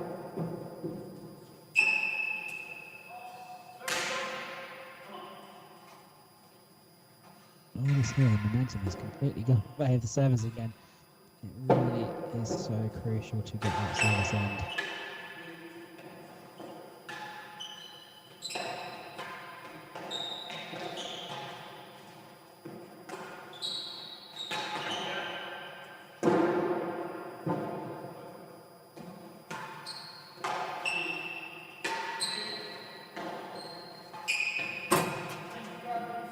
And finally, the receivers find the gallery chase. It's been a while coming. It will prove too costly, the wait.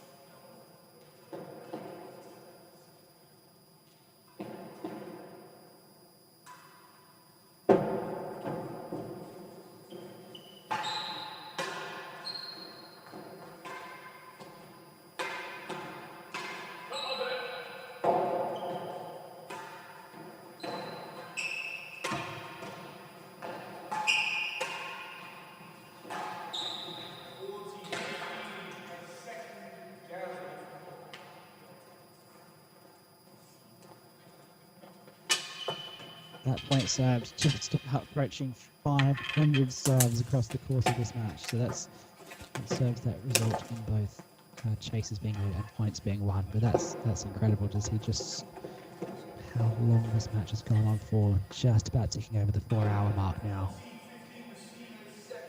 And we have points for 5-all in the 5th set.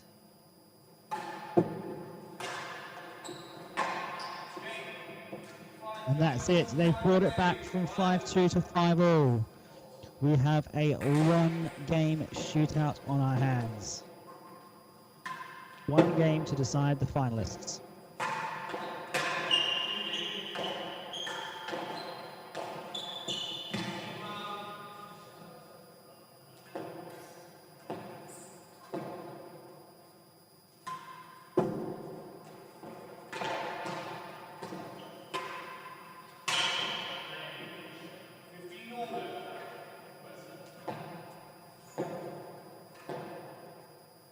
Such small margins in it here now.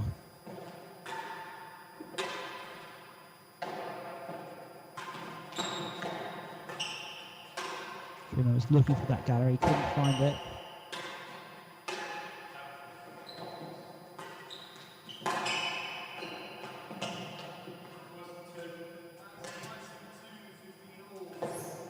So leave that as a chase, hoping another one comes down the road fairly soon after.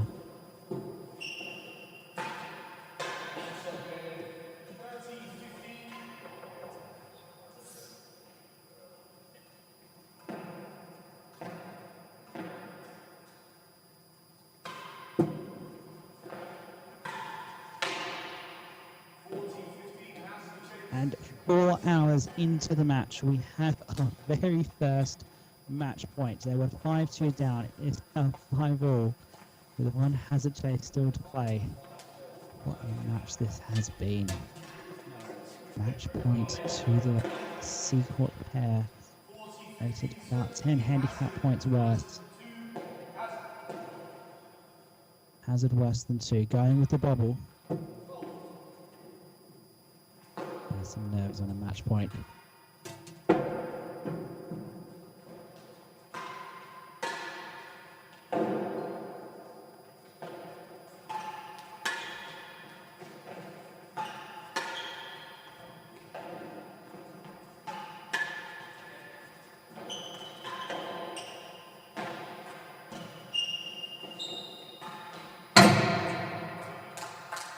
And Jamie Giddins really tested Medlow's volleying up there at the galleries.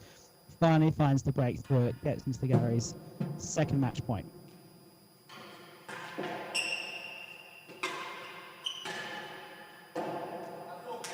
And that is out of court after 4 hours. They have done it. They are through to the British Amateur Doubles Final. They take down the first seeds in 5 sets, 4-6, 6-4, 5-6, 6-5, 5-6. What an incredible match this is as they face. Wow, what tennis we have witnessed. Medlow can't even stand up anymore. He is absolutely exhausted. That is fantastic tennis. He will have a couple of days to recover. The final's not until Saturday. But absolutely amazing stuff for them to come back into that match. They were 5-2 down in that final set. But they were able to hold true and win it. So let's have one last look at some of the statistics from that match.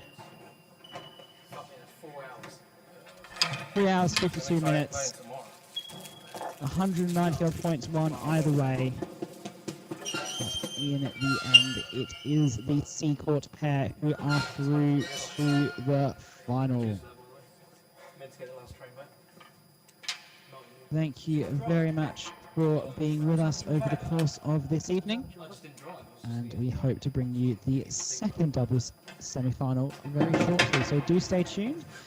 And there will be live tennis for you every evening this week from the British Amateur at the Queen's Club. My name's been Ben Gatenbeek, and thank you very much for joining us.